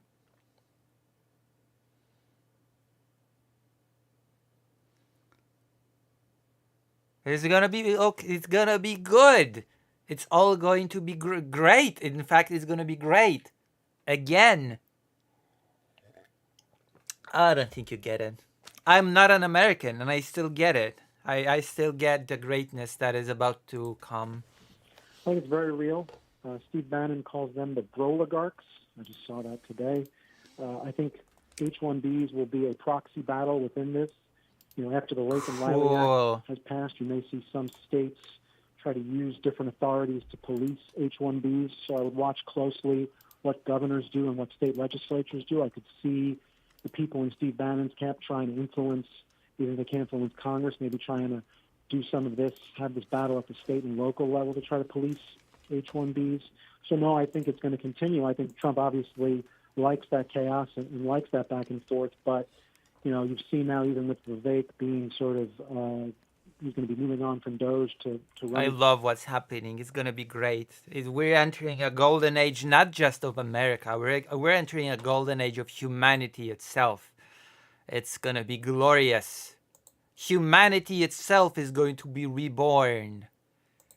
For governor of Ohio, so clearly, at least within Trump's circle, he kind of has stepped aside for now. But no, I think I would continue to watch that closely. Gloria Days, the yes. H-1B especially as a proxy fight for this larger chaos underneath. Can I just mention, as we're talking here, we're watching former presidents on their way out of the Capitol Rotunda. Bill Clinton, no surprise, along with Hillary Clinton, one of the last people out, chatting with people. Barack Obama shaking a few hands on the way out the door.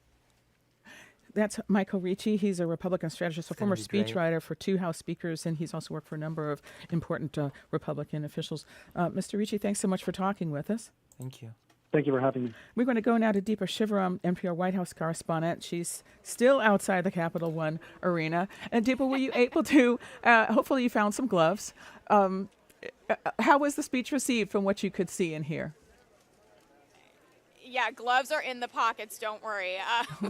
It was received really well. So there's actually a pretty large jumbo kind of screen outside the Capital One building. It's about a block from where we're standing right now. From what you can see behind me, I'm not sure how much of a visual you have, Michelle, but this is like the front entrance to get into Capital One. Just about 5 minutes ago, they started telling people to head elsewhere. Capital One is at capacity. So everyone else who is in line is headed out of here. That's There are awesome. people leaving the rotunda, leaving the Capitol as the ceremony ends. People here are streaming out of here as well, trying to go find some food in the downtown D.C. area. Some folks I talked hungry. to are trying to head to Pennsylvania Avenue to try to catch a glimpse of President Trump. They were only able to see By the him. way, there was a football game recently of the Washington Commanders versus the, I think, Detroit Lions or something, and Detroit lost. Detroit lost to the Washington Commanders. that faraway screen and not really hear. So a lot of the folks out here who have been waiting for hours haven't really been able to catch much of the ceremony, at least, little bits and pieces on their phone as they live streamed. But right now, this whole situation in downtown DC is sort of collapsing. People are moving out and things are wrapping up here. But during the president's remarks, during when he was sworn in, when now Vice President Vance was sworn in, there were big cheers outside the arena. People were very excited. cheering. A lot I'm of cheering. folks, waving their flags. Chants of USA erupted as soon as it was all over and the cannons were going off. So it was very jubilant, very celebratory. I talked to a lot of folks here, people from Louisiana, Texas, New York, who have traveled in, Florida. Some people I met from a beach in Florida took a train up overnight from Florida to D.C. Just to be here today, who are all, even if they weren't coming into the building, were really excited and hoping to hear a message of unity from President Trump. That's what I heard. Unity? Screw unity. Manifest destiny. We're gonna get more territory and it's gonna be great. Also, glory to the new reborn nation, and whoever is not on board is the enemy. Unity. Are you kidding? Are you joking? No. Unity is for the weak. Unity is what made America weak and in decline. Also, there are only two genders, male and female. Over and over again, just standing outside and talking to folks here. Can I Deepa Shivaram. Can I just mention a very important thing as we wait to see the former president depart, and President Biden is now outside the building. Deepa, the presidents were all inside. The dignitaries were all inside. We're inside. You're still outside. So thank you very much. I'm not sure how Trump could have been more openly fashy in his speech when he said that the country was basically in complete decline. People were poor. Nobody respected America. It had a weak army and everything. All that is about to change now. The country is about to be remade, reborn. The scales of justice are about to be balanced. Rebalanced. I'm sorry. He said rebalanced. For doing that. Really appreciate it. Hope you're not too cold. Thank you. No, we're hanging in there. Thanks, Steve. She says with an eye roll. Really appreciate it. No, it's awesome. Did you Glad lend did her it. any of your warm gear? Because, Steve, you were supposed I to had be some outside. warm gear. I could have loaned you a vest. I had good stuff. Steve, feel free to come join. Okay. I mean, there's plenty of room. let me You're just- welcome to come hang out. And we'll just mention what we're seeing here. The presidents are standing side by Definitely moving towards that oligarchy, that's for sure. Like even Biden said it in his ending speech that America's great, it's moving towards success. But oh, by the way, it's moving towards oligarchy. Have fun. side with the first ladies, Trump and Biden, standing there on the west front of the United States Capitol now. That is the opposite side from where inaugurations are customarily held today. And I believe that would be Marine One, the helicopter, the U.S. Marine helicopter standing by. And it will carry President Biden and Jill Biden away for a final time. Final time they're likely to have a ride on that. So it's a solemn moment. It's been welcomed in different ways. I have a memory of the 2009 inauguration when Barack Obama was taking over in the middle of the Great Recession for a president, George W. Bush, who was very unpopular at that point. And when the helicopter... Obama was weak, and Obama did not speak of manifesting destiny, so...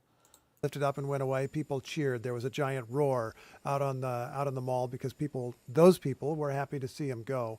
We would not expect that today because there's not a giant crowd out on the mall, but we will watch. I mean, Russia is a pretty oligarchic country, and it's also pretty fascistic country. But then again, maybe it's just a correlation of factors, not necessarily,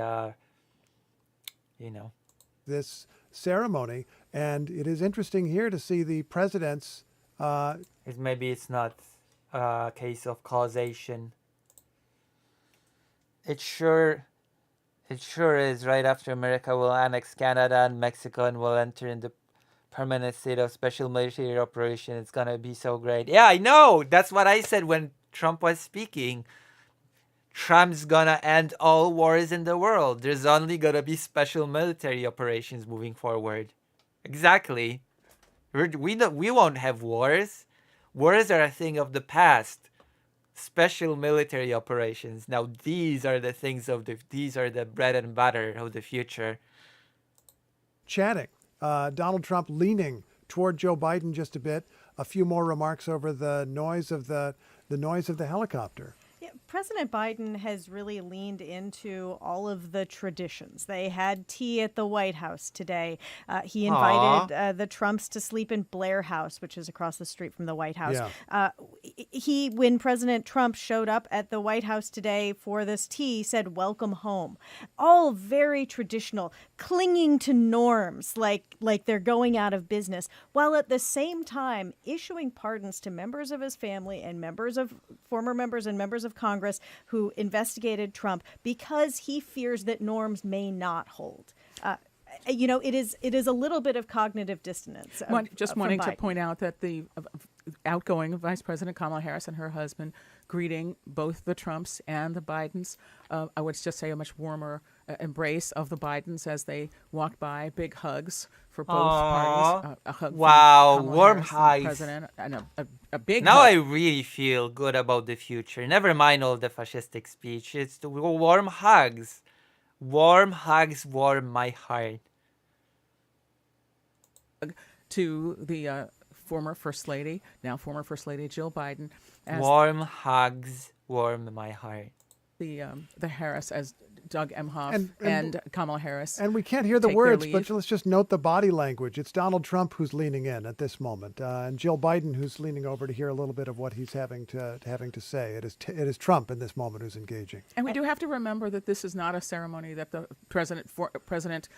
now President Trump again participated in when he was defeated by Joe Biden. He did not participate in the inauguration in any way. He took his leave in his own way, went to Florida, but did not participate in this departure ceremony. Marine One 4 years ago flew out over the Capitol on the way off to leave as This is great. This is former a President great Trump stream. was leaving office. Are He you did- having fun? Are you optimistic about the future? I am. I'm so optimistic about the future. I cannot understate it or overstate it or just state it enough. not attend that inauguration and never did acknowledge that President Biden beat him in the previous election.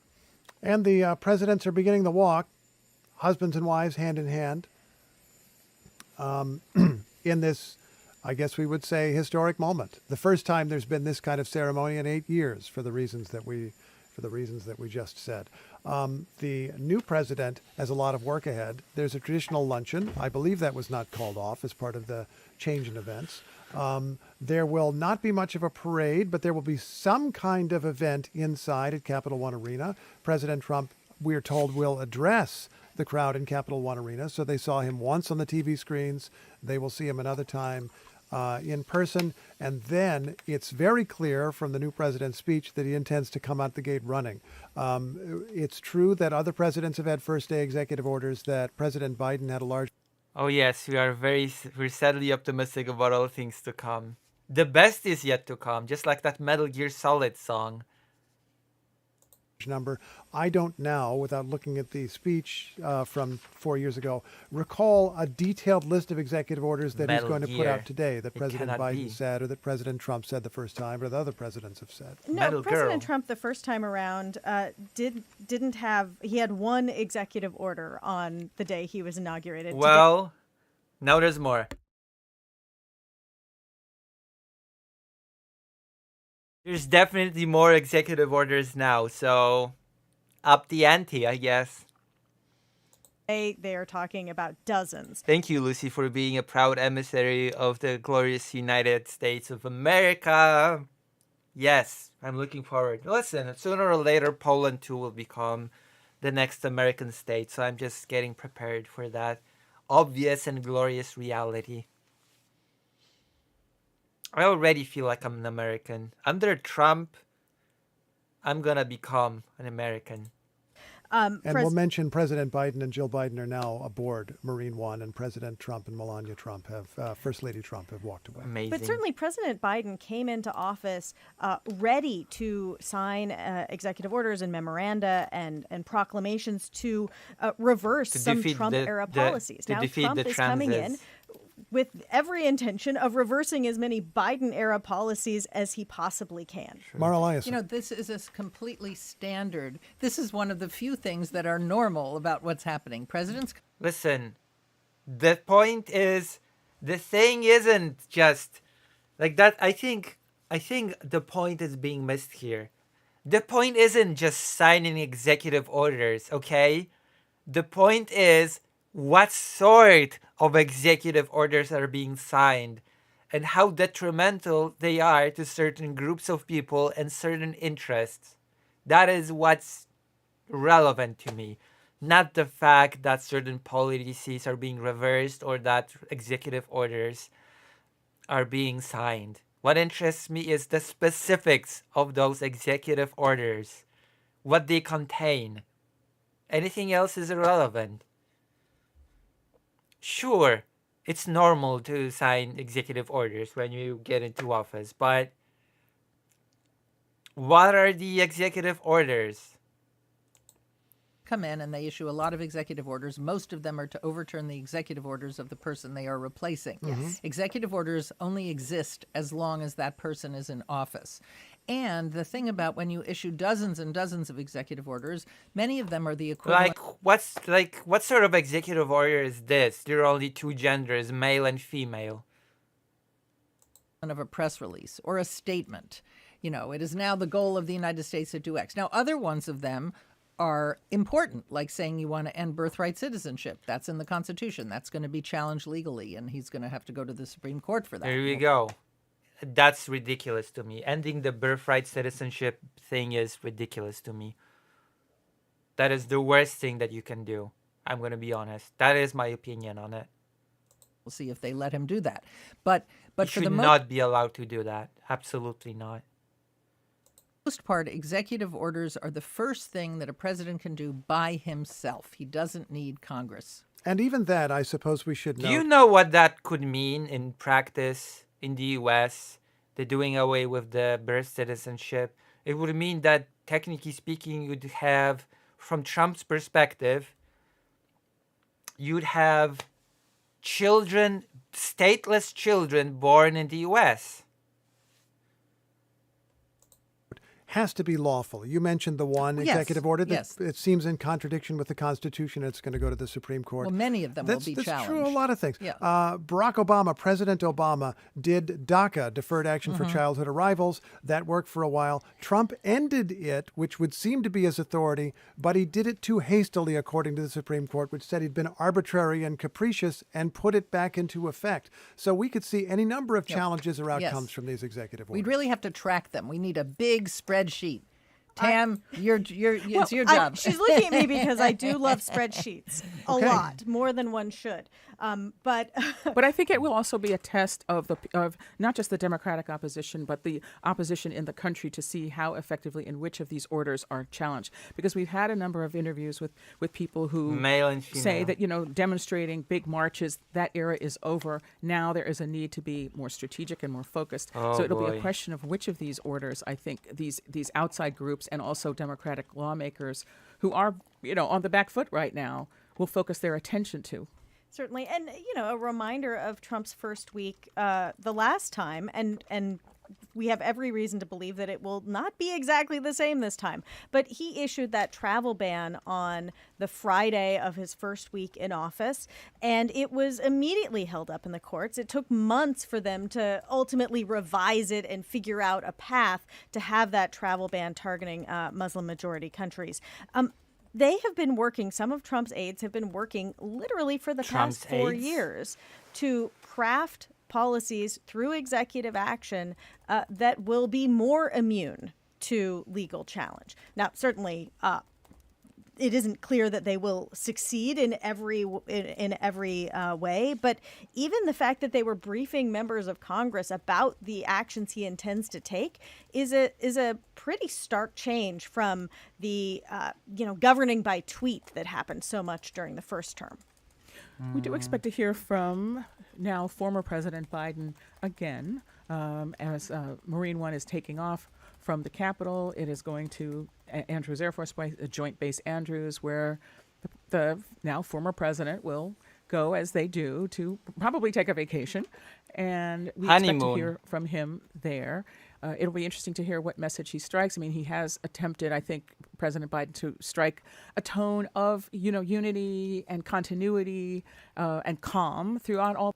Sort of. He also mentioned that the U.S. is heading towards an oligarchy. Let's not forget that part, okay? In his last speech, the U.S. is looking greater than ever, but also sort of kind of an elite few of rich people are wrestling control. Good luck.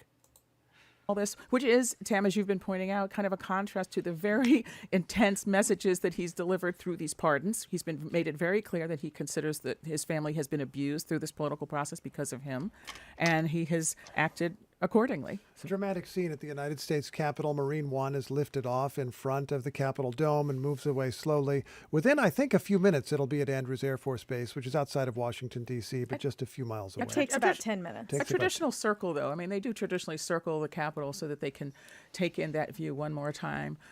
Interesting to see who would be perhaps traveling with the former first couple there. When George W. Bush left the White House, he made a point of having friends travel with him, people who perhaps he felt had not been as well treated in his administration as he would like them to have been, and it was an important moment for them to be acknowledged in this way. I'm reminded how this departure went in 2021 for the inauguration in that year.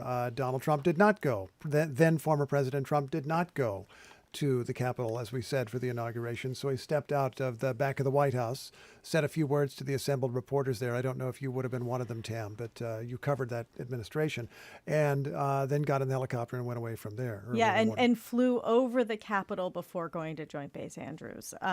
This is a very different transfer of power. I want to, as we wait for President Biden's final remarks, former President... All right, let's listen. It's gonna be so exciting. Biden's final remarks. I'm so excited to be manifested and for our territory to grow. Glory to Trump. I want to talk a little bit more about the substance of this Glory speech. be. I mentioned that one thing we have to watch for is how much does the administration do, how far does the administration go with some of its initiatives? We knew for sure that the new president would do something about immigration, that he would try to do a lot about immigration, but there are questions hanging in the air.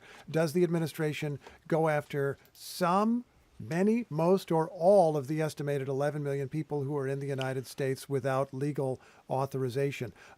Every administration says that it's going after what are considered the most dangerous people.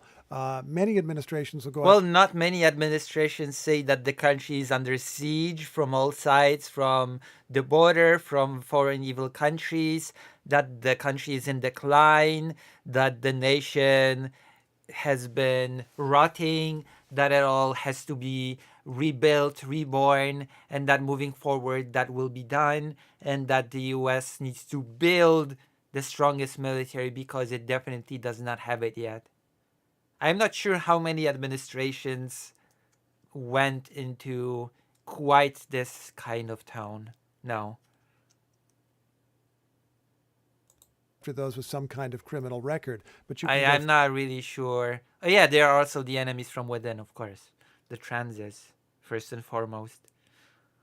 Farther and farther. We did get one indication of that, a few indications of... And the immigrants. Of what Trump intends to do in this speech. He said something that he said on the campaign trail, going after, quote, millions and millions of criminal aliens, which if we take it literally, Mara Eliason, means a very broad attempt at roundup. Well, they're probably, I have now been told that 11 million number is outdated. It's more like 13 to 14 people here without documents.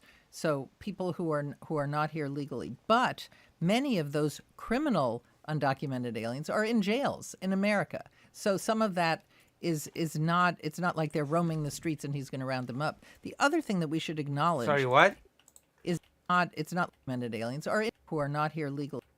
People here, 1 million number is outdated. It's more like 13 to 14 people here without documents. So people who are not here legally. But many of those criminal undocumented aliens are in jails in America.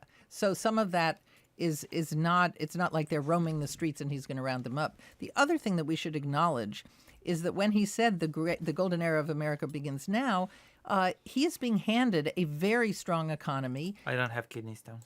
a very secure border. President Biden came way too late politically to understand how important the border was, but he did at the very end practically shut it down. So there are very, very Crossings few people down by more crossings. than Yes, two-thirds. yes. Could I just mention that the Speaker of the House, Mike Johnson, other members of the House leadership, and Deb Fischer, the senator from Nebraska, Republican senator of Nebraska, who were part of these inaugural ceremonies, have now arrived at the visitor center at the Capitol, where people who presumably would have been on the mall watching the inauguration, in person, have gathered to see the swearing in. Where are on the these Biden's jumbo words? screens. The people Any arrayed last words, Joe Biden? there seem quite happy to see these folks, and I assume that they're hoping that the new president and vice president will come and similarly greet them. There's a traditional luncheon at the Capitol for the president and his family members and the top leaders of the Congress. We assume that that's where they're headed now, but we'll see whether President Trump and Vice President Vance stop by to greet all these folks who had hoped to witness his swearing in person. There's also a traditional signing ceremony that happens there at the Capitol. great. One I thing don't that care. the president could sign is executive actions, but more likely Oh, he boy. would make his nominations of cabinet picks official. They Oh, are not boy. officially nominated until he is officially president. We've known the names, but yes. Yes, yeah. and they've had confirmation hearings. Presidents want to have as many Those of their confirmation hearings were glorious, by the way. people on hand and confirmed on day one. And as let's hear possible. Mike Johnson, Speaker of the House of Representatives and the Capitol Visitors Oh, no, Mike. No, please. Center. Oh, no. Right now, already this morning, you can feel it around the country. We certainly felt it here in the city. America is coming together and roaring back again, and it begins today, as the president just told us.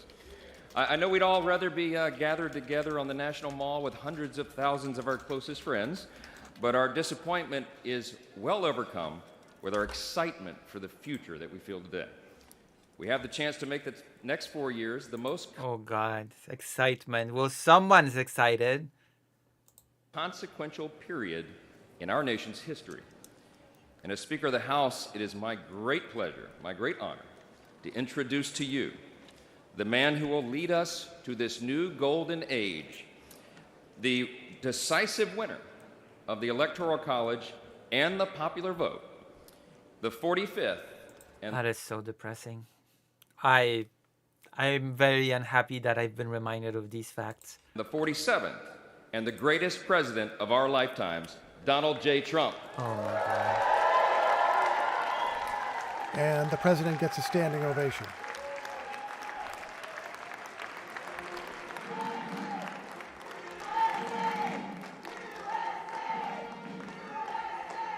Oh, God. This visitor center, it's a huge space. Those of us who are following us on video rather than as well as audio will see that it's a vast space. I guess we'll just note that it's underground. This is a basement space constructed after 9/11. Thank you for calling me a machine. I've been called that in the past. To create a more secure way for tourists to enter the Capitol. In this case, the president himself is coming down. He's now below, if I'm not mistaken, the very patio or parking lot area where Marine One just took off with his predecessor.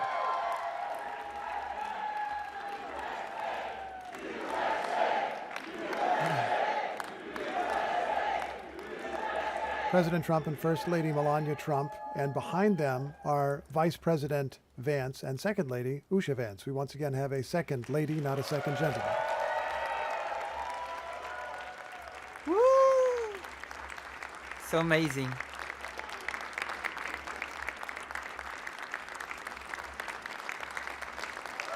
So if you think that you like the machinery of what I'm doing, then join the page and donate, please.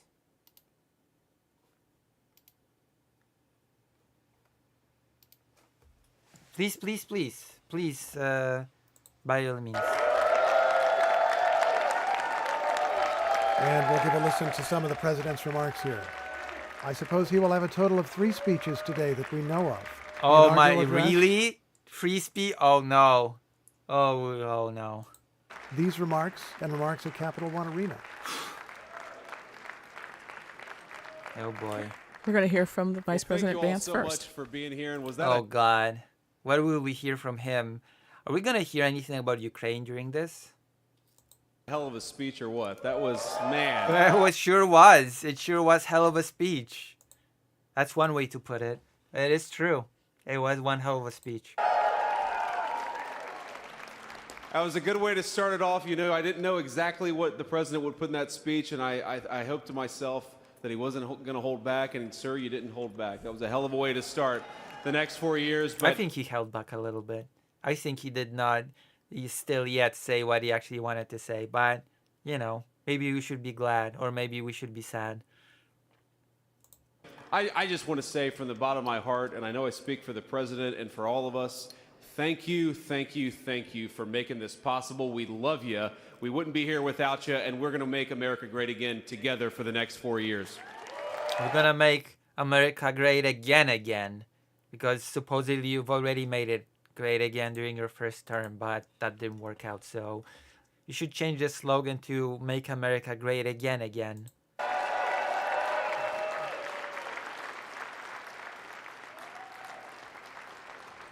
And the last thing I'll say is, you know, having stood outside for about 5 minutes to wave goodbye to the Bidens, thank God we moved that thing indoors because it was a beautiful ceremony and it was cold as hell outside.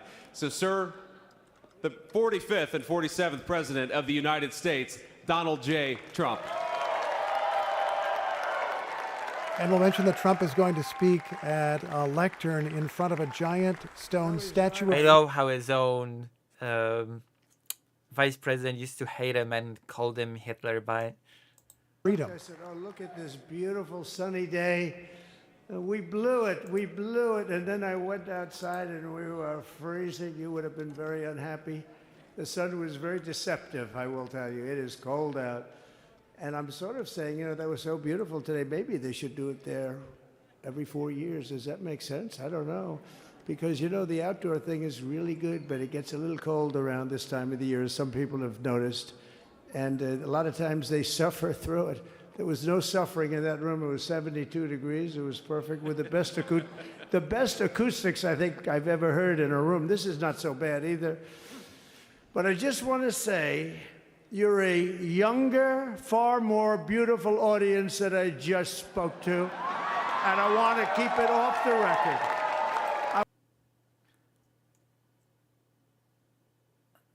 I want to keep that off the record because I don't want Are to you sure, Captain, of the record? have all those big shots up there. I don't want to think you're more powerful than them. You look better than them, and I love you. Oh my God. This is so embarrassing. Now, we just had a great time. We just had a great day. This was amazing. You know, when you think we took a journey, I mentioned in the speech, a lot of people said that was not a journey that was possible, and it was indeed possible. I didn't really know too much about what they were saying when they said that, but a lot of people felt it. And we hooked up with J.D. very early. I watched J.D. over a period of time. I endorsed him in Ohio. He was a great senator. And he called you an awful piece of crap and that you're like the American Hitler. Do you remember that? Do you remember these fond memories of JD, who you've connected with really early on? Very, very smart. The only one smarter than him was his wife. That was, I would have chosen her, but somehow the line of succession didn't work that way, right? But now she's great and he's great. This is a great, beautiful couple and unbelievable career. I just said to him, you are very upwardly mobile, because he hasn't been doing it that long, but he picked it up so quickly. Remember, the first week was a little bit like the fake news was hitting him really hard. And I said, ooh, this may be tough, but after that, it was smooth sailing for him. He took on everybody. He took on the meanest. I don't want to use the word corrupt because we're into a new system, so let's wait till Oh my God. the corruption begins, because it will. but he took on some pretty mean people, and What? he handled it well. I want to also congratulate Mike Johnson for the job that he's doing. He's waiting for. We're into a new system, so we're waiting for the corruption to begin. Hold up! What? What did I just hear? He's waiting for the corruption to begin. Someone will make a translation of Trump's speech to German language using AI, and it's going to sound as glorious as it was back at the gloriously reformed Weimar. True. Glory to the motherland. Steve, we gave him a majority of almost nothing, and then I said to make it tougher on him, let me take 2 or 3 of the people, right? I said he'll only have to suffer with that for about 3 months. How are they doing, by the way? Are they? Is that moving along? Totally unified. I said, do you mind if I take this one, that one, and a couple of others? He didn't mind. He can handle it. No, he's a man that's liked by everybody. I've never met a man like this. You've got how many is it, 219 or 220 or something? 220. And of the 220, 219 really like him. I noticed he got 1 negative vote once about 2 weeks ago. But I think even 220 like him, if you want to know the truth. And that's very unusual. I know a lot of nice guys in Congress, and they have 35 people that hate him. So if you have 35 people that hate you and you only have 1 or 2 or 3 votes, you'll have 5, I think. But that's going to be like, you know, the good news is when we get to that 5 number, it's going to feel like a massive majority. You could be really nasty to a couple of them at least. You know? Oh my God. So it's going to feel like hitting your head on the wall and stopping. It feels so good to stop. But he's done a fantastic job. And Steve Scalise he's our hero. Yeah, Mike Johnson's the hero, the one that stopped Ukrainian aid for 8 months or so. That's so heroic of him. Because, you know, I was with him. Great. You talk about being shot. I was with him. He got some bad ones, and his incredible wife, and she really loves him. You know, you never know about that. I've been with other people. They were doing poorly, and the wife is like, What? At a watch. She can't get out of the hospital fast enough. We're listening to some improvised What the remarks by hell? the new president, President Donald J. Trump, inside the U.S. Capitol Visitor Center, standing in front of a giant statue of freedom and chatting in front of many fans with House Speaker Mike Johnson and new Vice President J.D. Vance. I want to talk a little bit more about the substance of what the new president has said today as we wait to hear one other event, which is the final Substance, departure. huh?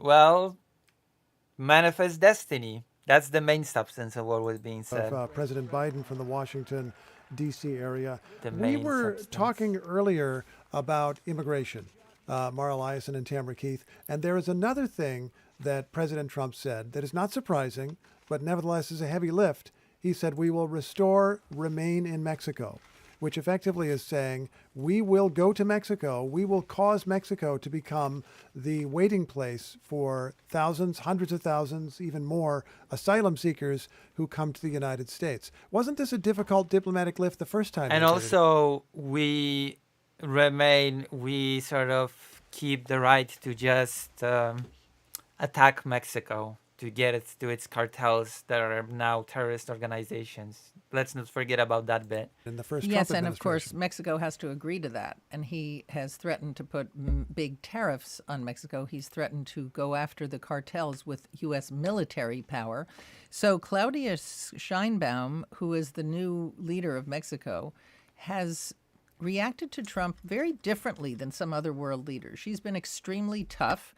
She said, oh, you're going to put tariffs on us? Well, we'll do the same to you. And it'll be really interesting how Remain in Mexico figures into the bigger negotiations around tariffs.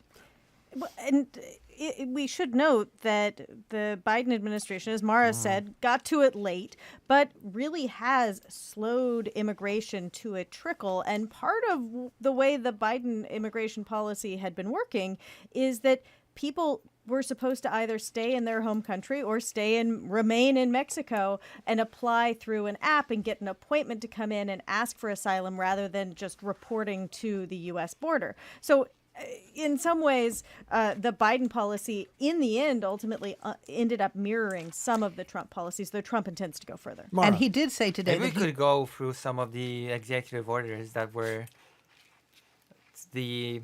especially the Well, there are quite a few. We could go over them. Is going to end the asylum program. So what are you remaining in Mexico for? I mean, there's really no reason. If there's no asylum program, don't forget, a lot of the immigration that Trump is reacting to is not illegal immigration. It's legal immigration. People come. They ask for asylum. They get a ticket, That's right.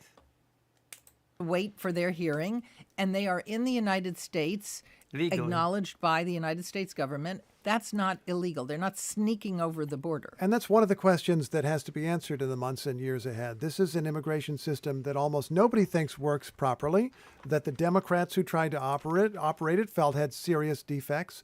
They would tell you, when you talked with people at the Department of Homeland Security, that if somebody got one foot on U.S. soil, it was difficult to tell them just to leave, even if they didn't have a very good case to stay. There'd be a long, long court process.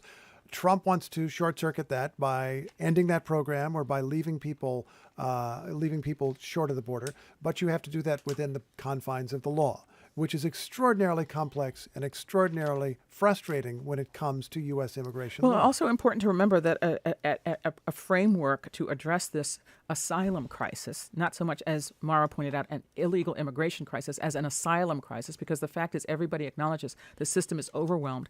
A bipartisan working group developed a framework to address this problem. And I know that both members Addressing problems? No. That would be too much. Congress denied that this is the case, but it is also true that now President Trump objected to the terms, and that deal was scuttled even after members of... These are criminal aliens. I've heard him say it. I've heard the terms. I've heard the language.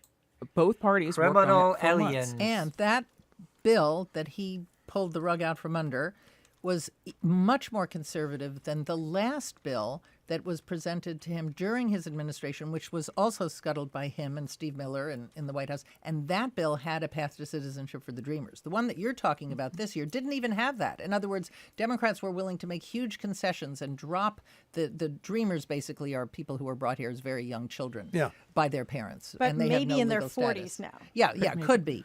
So this is the outlines of a comprehensive immigration bill have been on the table for decades. And the only thing that's been lacking is political will and who is willing to let the other guy share credit. And I'll just mention President Biden has gotten off Marine One at Andrews Air Force Base. He's smiling. He had the sunglasses on for a bit, the famous aviator sunglasses. Has now taken them off again as he's come into some shelter. He's saying hello to some people, saying hello to supporters who are holding up their phones for one last glimpse of the former president in Washington, D.C. We're expecting perhaps in the next few moments a remark or two from the former president. Here we go. Here we go. Oh, thought we heard it there for a moment, but perhaps we've lost the audio again. No, I think he's greeting his supporters. This is also sort of a tradition where is. your supporters and people who have worked with you come out to say goodbye. Presumably some of these people will continue to have a relationship with the president-elect. He'll certainly, maybe he'll write a book. He'll give speeches, perhaps. And he's walking to the lectern now. With Air Force One in the background, yes. Oh, boy. Jill Biden is standing beside him on the stage.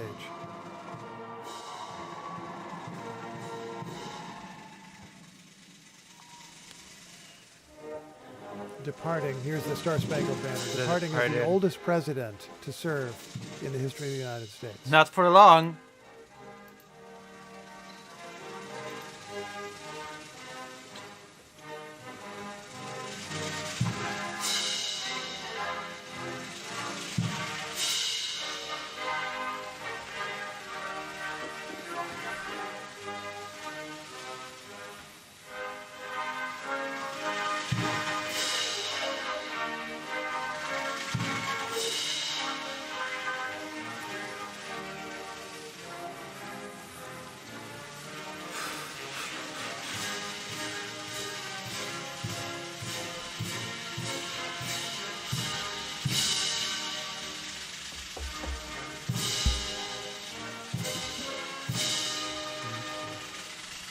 We're waiting to hear remarks from now former President Biden. He's at Joint Base Andrews, awaiting his departure, giving a gesture of affirmation to the band, which is just acknowledged his arrival. And we'll note a detail. Natalie Winston noticed the presidential seal is no Folks, longer on his lectern. Came to thank you. You know, I don't think we could have done anything. I know we couldn't have done anything we did without you. Kamala and Doug and members of the cabinet, all the staff that's here, from all across all the Incredible. agencies. All the And staff is friends, here. supporters, Jill and I are forever grateful to you. I mean that. We're genuinely grateful. As you heard me say before, no president gets to choose the moment they enter history, but they get to choose the team they enter history with. And we chose the best damn team in the world. You are. Incredible. You know, it's because of you. I mean this sincere from the bottom of my heart. Because of you, we got Is he so gonna mention the country going the ways of the oligarchy now, like he did in his farewell speech? much done for all Americans. I look down there, my Secretary of State, Tony Blinken, exceeded only by his wife, who worked for me first. But look, I only hope to look back on these years. I hope you look back on them with the same pride I have of all you've done. You know, I'm proud of is that you did it upholding the core values of honesty, decency, and integrity. True. I mean, no scandal. I mean, it's incredible what you did. It's incredible. You represent the best of who we are as Americans. That's not a joke. That's real. Oh, I thought you were joking for a second. It's not a joke. Also relied on your families. To all your families, thank you for the sacrifices you made. I mean it. For being part of this journey. Every day, I'm deeply moved by all we all did for this country. I really mean it. History's going to mark down just what you did. You know, but the point I want to make today is to make clear my farewell address, as we all do have we have a lot more to do. We heard the inaugural address today. You know, we got a lot more to do.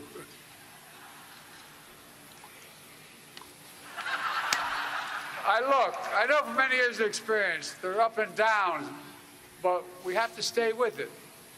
My dad taught me the measure of a person, you heard me say it before, is how quickly they get back up when they get knocked down. That's what we have to do right now. What? We've always done our best as Americans. We never, never, never give up. Never. We're leaving office, but we're not leaving the fight. You're smart, you're skilled, you're passionate. The country needs you again. So all you can, stay engaged in all the ways you can. I'm gonna throw a question at Chad because Parody of Language said Estelle, poverty is about overall development of the society you live in. But if that's true, then why is the US poverty level at the level that it is? It's the richest country in the world. Like, considering how rich the US is, the level of poverty that it suffers from should be, by all metrics, unacceptable. There you go. I've thrown my question, and now I'm gonna go back to my favorite president in the world, Joe Biden. Whether it's in public service, the private sector, philanthropy, academia, running for office yourself, or anything else you choose to do. I give you my word, we believe in you. We, Jill and I, our family, believe in you. Just as I've said, how the laws we enacted, our seasons are going to grow and bloom for decades to come. I say that to you as well. I have no doubt you'll make this experience and take in the friendships you made to continue to do amazing things in decades to come. That's why I see a future. All of it leading the way by you all. You know, so take some time to decompress, reconnect with your friends, spend more time with your family, but most of all, take care of yourselves and each other. I mean it. Let me close where I began with my sincere gratitude, and I really mean it from the bottom of my heart. I've been doing this for 50 years. You're the best group of people. That's great. Hard to say. It's been the honor of my life to serve as your president. Aww. And I tell you what, the greater honor is being able to serve with all of you. You're incredible. You really are. You really are. Mark my words. History's going to judge what you've done as one of the most significant contributions that's been made by all of America. Look, folks, you know, let me close with that poem you heard me quote before. Seamus Haney wrote, "Once in a lifetime, the longed-for tidal wave of justice will rise up in hope and mystery rhyme. You made it rhyme louder than it's rhymed in a long time." I really mean it. We're on the cusp of real change, so let's make hope and history rhyme. I love you all. I'm keeping you too long, but thank you, thank you, thank you, thank you, thank you. That was great. Thank you. Thank you. Can I go off this way? President Biden asking for directions on his way off the stage as staff members, loyalists chant. Trump promised 200 executive orders day one. Here are some of that could... Oh, I want to read this, okay? I want to read about the 200 executive orders that Trump promises at day one. We're going to take a look at that. Oh, boy. Oh, boy. We're going to selectively take a look at some of them. We're going to discuss them, I guess. Tamara Keith, maybe the most memorable line there. In a heartfelt goodbye to staff was when he referred to the inaugural address that he had just listened to, said we have a lot more to do, and I believe he crossed himself, did he not? Which is a thing he does when he's saying something just a little bit naughty, and it is something that he does. This speech also included a quote of an Irish poet, which means it is officially a Joe Biden speech. Doesn't he often quote that very poet? This very poet, Seamus Haney, talking about hope and history rhyming. And he also said it has been the honor of his life to serve as your president. And we should just notice there's a kind of a split screen here because President Trump has continued speaking at the U.S. Capitol, even as former President Biden said his goodbye. Let's see if we can hear one more time from our colleague Daniel Kurtzleben, NPR White House correspondent, who's inside the Capital One arena. Danielle, and I don't know if you've been able to listen to now President Trump's remarks. He's still at the Capitol building in the Visitor Center talking to the overflow crowd there. As we broke away to go to former President Biden to hear his remarks, we understand that President Trump's remarks took a bit of a turn to disparaging the previous administration and to reciting the grievances that we all know so well. So Danielle, what can you tell us? Yeah, I mean, I was listening back and forth to Biden and Trump. What I can tell you is that the crowd, which was locked in for his inaugural address, has kind of lost interest. They're, I think, just, they haven't started filing out by any means, but I get the sense that everybody's just sitting, waiting for the man himself to arrive and to, go crazy, presumably, once he does arrive. What were some of the themes of his remarks at the Capitol building as we broke away to hear former President Biden take his leave of his supporters and thank them one more time?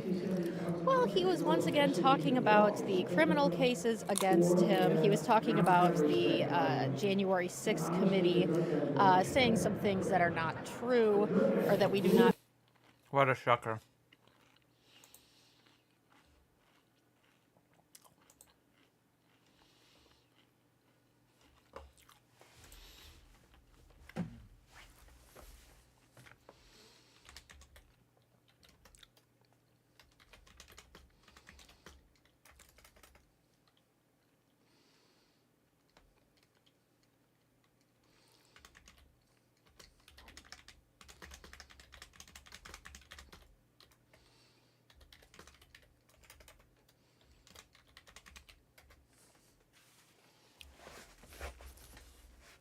Not known to be true about how they operated. So yes, like you had said, a long list of grievances. Tam Keith? Yeah, I mean, in some ways, this is Trump off the cuff. These are the sort of remarks that he would give at a rally where he just sort of goes off on what is on his mind. And especially when he is surrounded by people who support him, he feels comfortable to do that. That is pretty cool. This is the sort of Very what I'm thinking speech versus the prepared remarks of that inaugural address, though there is a lot of overlap. It's the acoustic set instead of the typical or the more formal inauguration address, maybe. Okay, thanks very much, Daniel Kurtzleben. Really appreciate your efforts today, and we'll continue listening for your reporting. In the minutes we have left before we resume our regular programming, I want to hear the insights of the two correspondents we have in the studio here today, because Tam and Mara, you've covered this president during his previous administration. You've covered the president who just left. And let's try to get some summary thoughts if we can. And Tam, maybe you'd like to start with President Biden, who is shortly to be, we presume, or a rather short airplane ride to Delaware from here. My understanding is that he is headed off to vacation. Vacation. Got it. So, as one deserves after years in office. He leaves office as the Extreme poverty is absolutely pretty big in the United States, considering how rich it is. oldest president to ever serve. Just not very, very small. Then be replaced by the oldest president to ever serve. Trump will ultimately end up being older than Biden was in office, and Biden, he is someone who has a lot of pride and a lot of swagger, and hung on, argued by many people who care about him and support him, hung on longer than he should have. Felt that he could win a rematch with Trump, and that only he could win. And that he could win.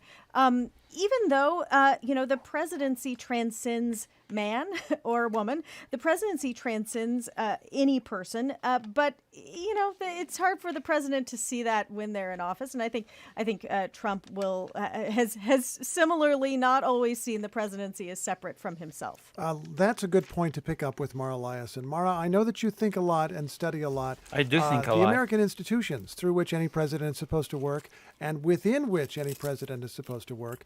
We have a president who has defined those institutions as fundamentally corrupt, who has promised dramatic change. Yeah, and the reborn of the nation. I cannot wait.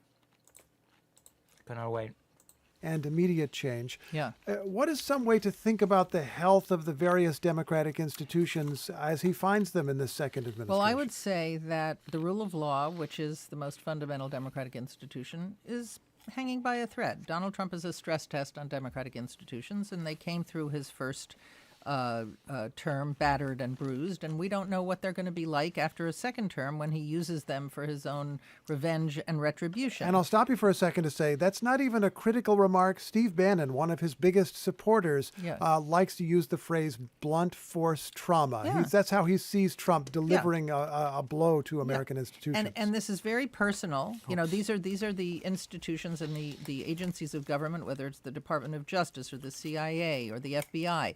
They went after him. He presented a tremendous stress test because on the one hand, he did things that were arguably unconstitutional and illegal, and he put the justice system in a terrible position. You don't investigate him, then he's above the rule of law. That undermines democracy. You do go after him, and then you leave yourself open to the charge that President Biden's Justice Department is prosecuting his own political rival, just like in banana republics. So that was a terrible position for the Department of Justice to be in. But I do think that he has set the bar very, very high, partly because he's now a legitimate president. He won the popular vote, but also because he has made these incredibly grandiose, lofty goals. I mean, international law, unfortunately, lags the institutions to enforce it properly, as we are seeing time and time and time again. And he has promised a lot. So the question is, will he be able to do it?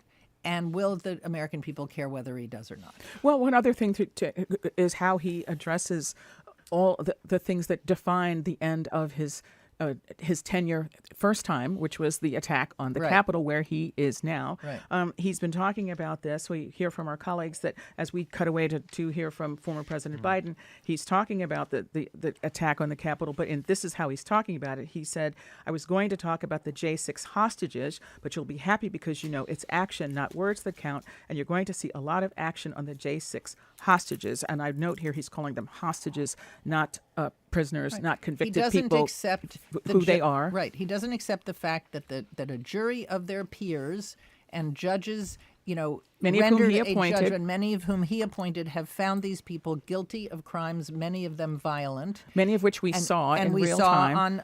on tape, police officers brutally attacked. But he doesn't accept that. That in and of itself undermines a democratic institution. So I think if No his way! goal- He's gonna make America great again. It's gonna be more democratic than ever. It's gonna be democracy plus. Democracy expands. is to radically remake government in a more authoritarian style, he's off to a very good start. I will note that there was one mention of the rule of law, one specific mention of the rule of law in the inaugural address. The 11.1% poverty rate in the richest country in the world is pretty unacceptable in my book, but, president said, "We will not forget our Constitution," in a phrase of other things that we will not forget, including our God, he said. Although he did not precisely say we will follow the Constitution. And we should note that this ends up being an argument about interpretation. It seems pretty clear Also, to the us. Constitution could always be amended. We could always introduce some changes into the Constitution, right? The 14th Amendment ensures birthright citizenship. The new president appears likely to focus on a particular phrase in the 14th Amendment and say, if you think really hard about that phrase, it gives you room. Well, And lawyers will be Lawyers, fighting but then that out. then it becomes the question of what the Supreme Court has Yeah. to say, and Oh, the is question Donald of whether a lawyer now? people obey the Supreme Court, which seems to be something that is Okay. on John Roberts' mind. Now, recently. that is a very, very interesting question. J.D. Vance has famously quoted Andrew Jackson, who might or might not have said this, which is, the Supreme Court justice has made his ruling, now let's see him enforce it. He did say something a little similar. Yeah, but go on. Yeah. you've written the book. But that is the big question. Will President Trump abide by Supreme Court orders, or will he defy the court? The court does not have a sheriff's department to enforce their rulings. Well, I just want to mention that whatever happens, I, as a citizen, am glad that you guys are going to be around to tell me what the heck is going on. NPR's Mara Eliason, NPR's Tamara Keith, Deepa Shivaram out in the cold, Danielle Kurtzleben, and a lot of other NPR correspondents will be on hand in the months to come. And I have no idea what's going to happen, but we'll be here to tell you and to give you our best analysis and understanding. I'll of be day right life. back. I'm going to go to the toilet. It's toilet time. It's toileting time. In the meantime, gather your friends, family, and colleagues, and let's do a little bit of this, whatever this is. I'll be right back. It's gonna be great.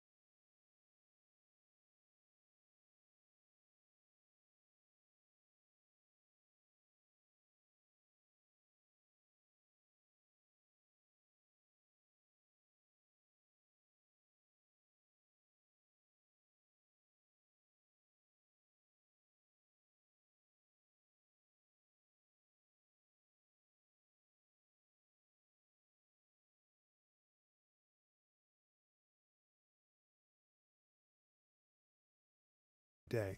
This has been live special coverage of this particular day, President Donald Trump's second inauguration. I'm Steve Inskeep. And I'm Michelle Martin. In just a little while, President Trump and Vice President Vance will head to the Capital One Arena in downtown Washington, D.C. for an indoor parade. The traditional viewing areas on the National Mall that you've seen so many times, no longer there. It is, as we've all said, an unusual start to an administration that has promised to shake up Washington, D.C. right from the beginning. We will have continued coverage of Trump's second inauguration and the start of his term today and going forward. 33 million temporarily embarrassed millionaires.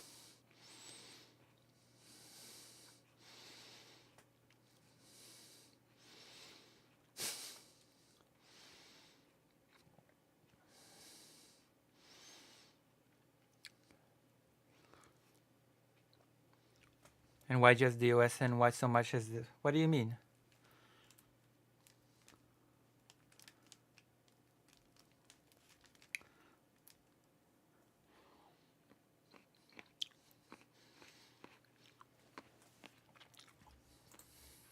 On your local NPR station and online at npr.org, and you can count on all of us to bring you the news as we find it out. This has been live special coverage from NPR News. God. All right. I'm gonna take a look at a link.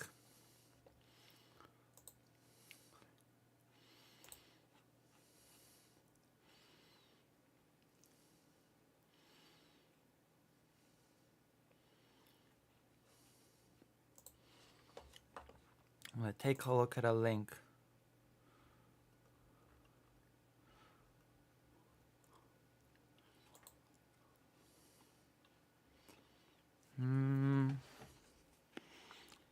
Let me check it out.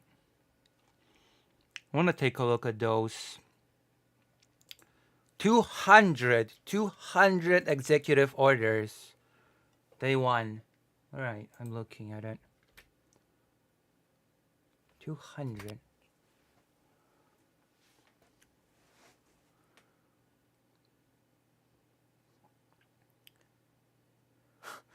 If you're an Amazon or McDonald's worker, this system drives you into the ground. True.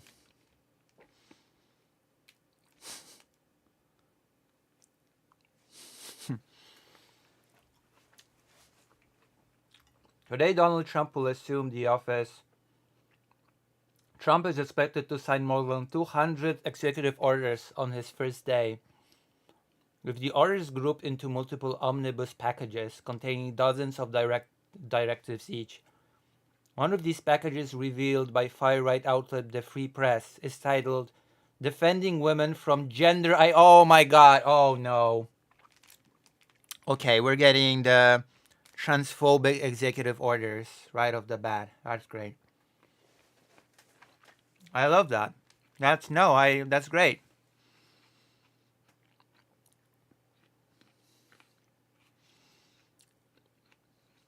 That's great. It cannot, okay. Defending women from gender ideology, extremism, and restoring biological truth to the federal government. So basically, an anti-science executive order package. That's great. Which is gonna throw... One of the mandatory things will be burning all of Judith Butler books. It's gonna be, you're gonna burn Second Sex.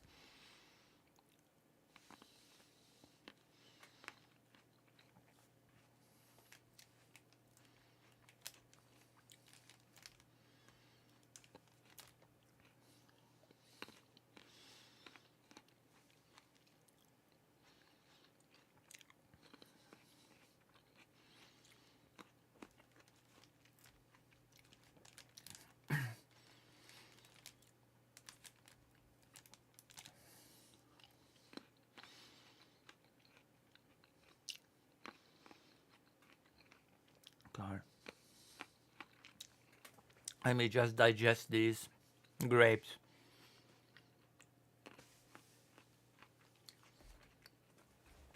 Many other executive orders targeting transgender people are also possible. Here are the policies that Trump has indicated he will pursue targeting transgender people, many of which could be set into via executive orders quickly on day one.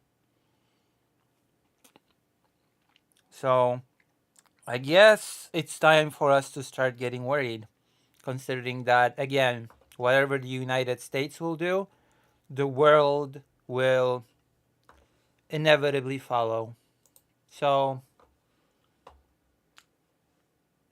removing legal recognition of transgender people. The one revealed executive order will erase federal legal recognition of transgender people, establishing binary and intraversible definition of sex as male and female, even though Trump said it was gender. The order defines sex in a way that mirrors rhetoric promoted by trans exclusionary radical feminists and anti-trans activists. It also states that government identification, including passports and personal records, must reflect biological reality, quote unquote, rather than self-assessed gender identity. So you can undergo full transition, but you'll still be legally a man, for example. This just,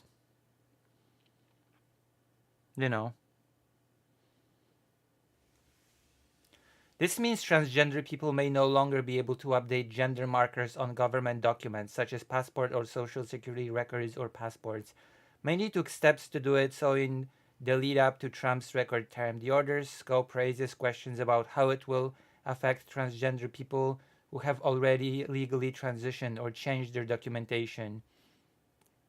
The legally transitioning will be now illegal in the United States. That's great. I'm so happy that that is so great.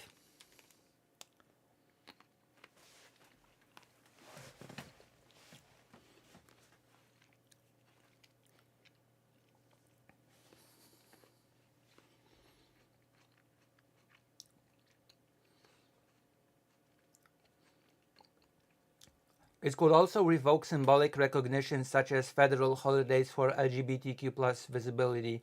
For example, Trump's campaign once floated the idea of declaring Christian Visibility Day to counter Biden's recognition of Trans Day of Visibility. Wow.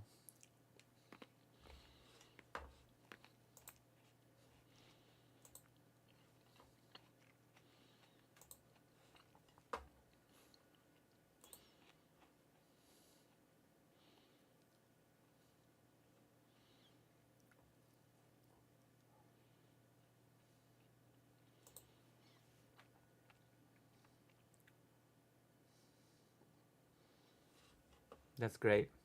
I love how legal transitions are just gonna be illegal now. That's amazing.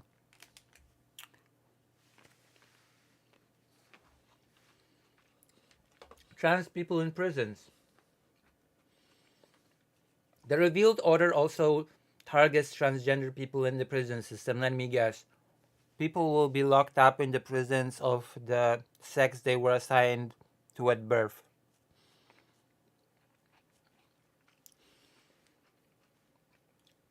The revealed order also targets trans women explicitly will no longer be housed in women's prisons, and federal, which means that they will be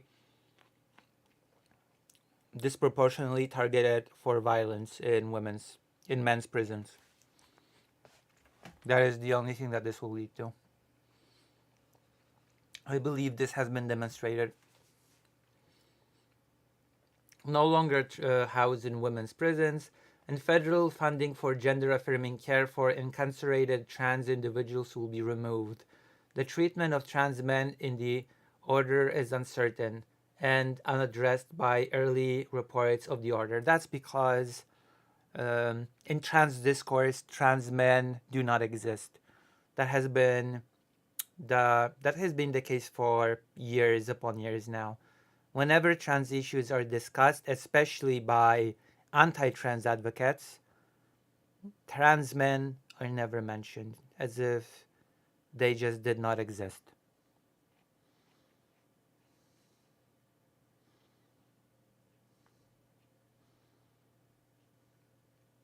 Yeah. We're going back to the pink triangles. It's great. I love it.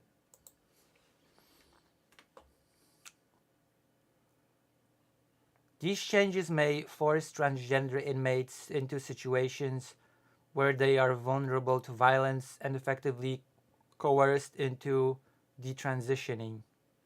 Florida has already implemented similar policies, going as far as to shorten the hair of transgender women and put them through state-mandated conversion therapy. The federal approach appears poised to follow suit.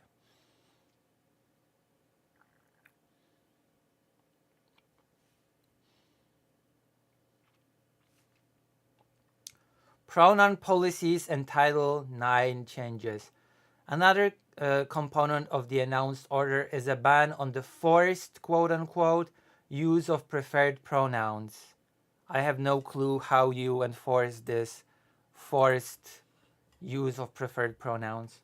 It remains unclear whether this provision will force federal employees to misgender transgender people actively or merely allow them to do so without consequence. The executive order will also erode protections for transgender people in education and the workplace by redefining sex-based discrimination to exclude gender identity. Which means, yeah, trans people will be able to be misgendered and discriminated against, and they will have no recourse.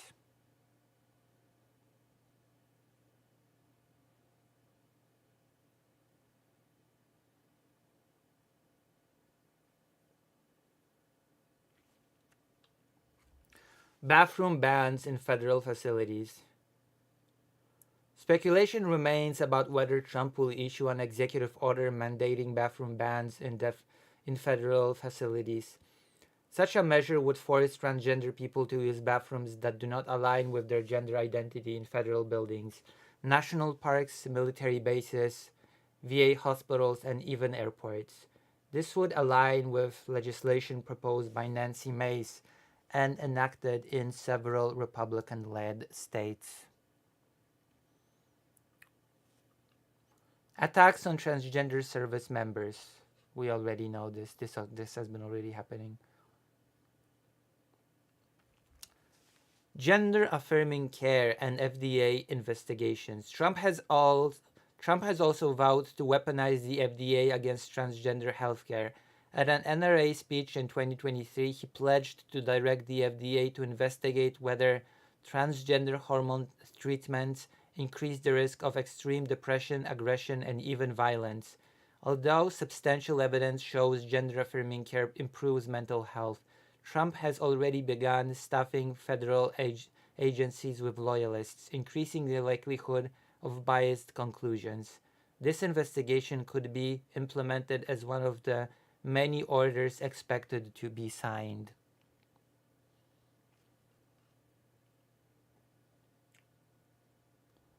So there we go. We've taken a look at the executive orders that will affect trans people.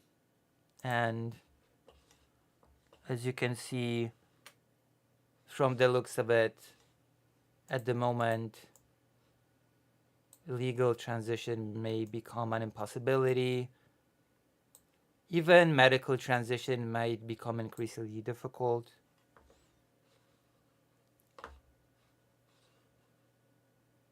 He did say so. He did say that he will end the trans lunacy.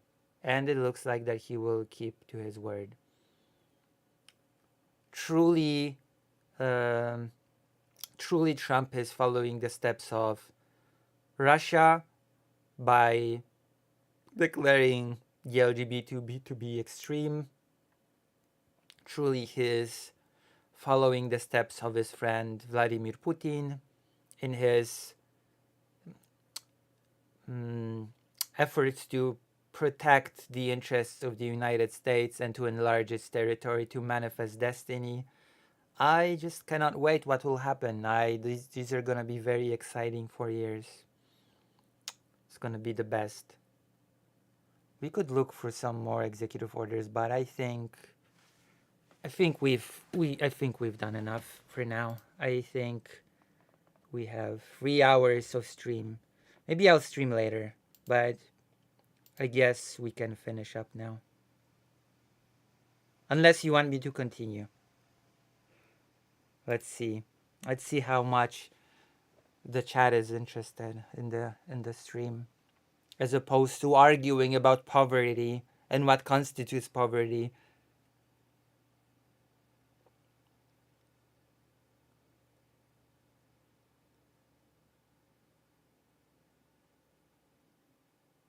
I always want more content. Thank you, Philippe August.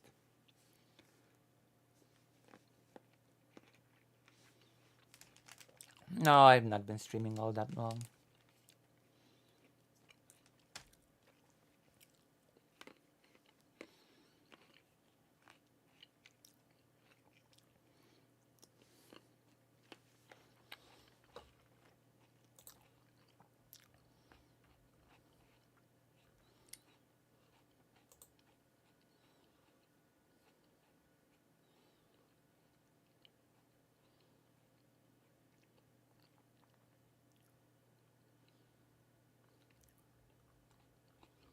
All right.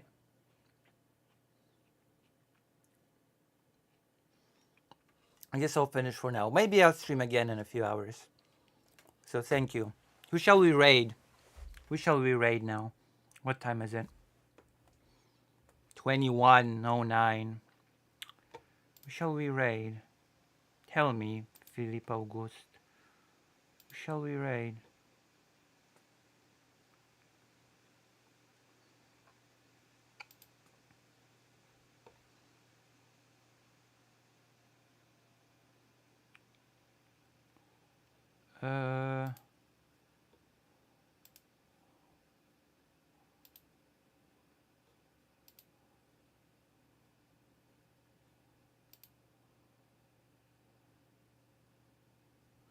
Thanks, Lucy. See you later, or else.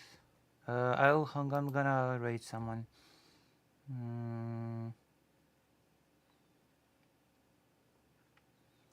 That's right. Yeah, he is. Whoa, what's the name of his channel?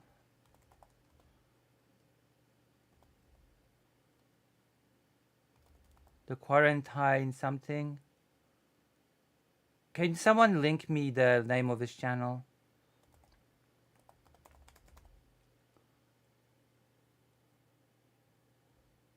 Oh, there you go. Thank you.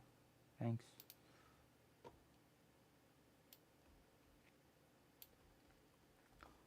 Quarantine Collective. That should be enjoyable for you. All right. I'm gonna rate it now. Thank you. Bye. Bye-bye.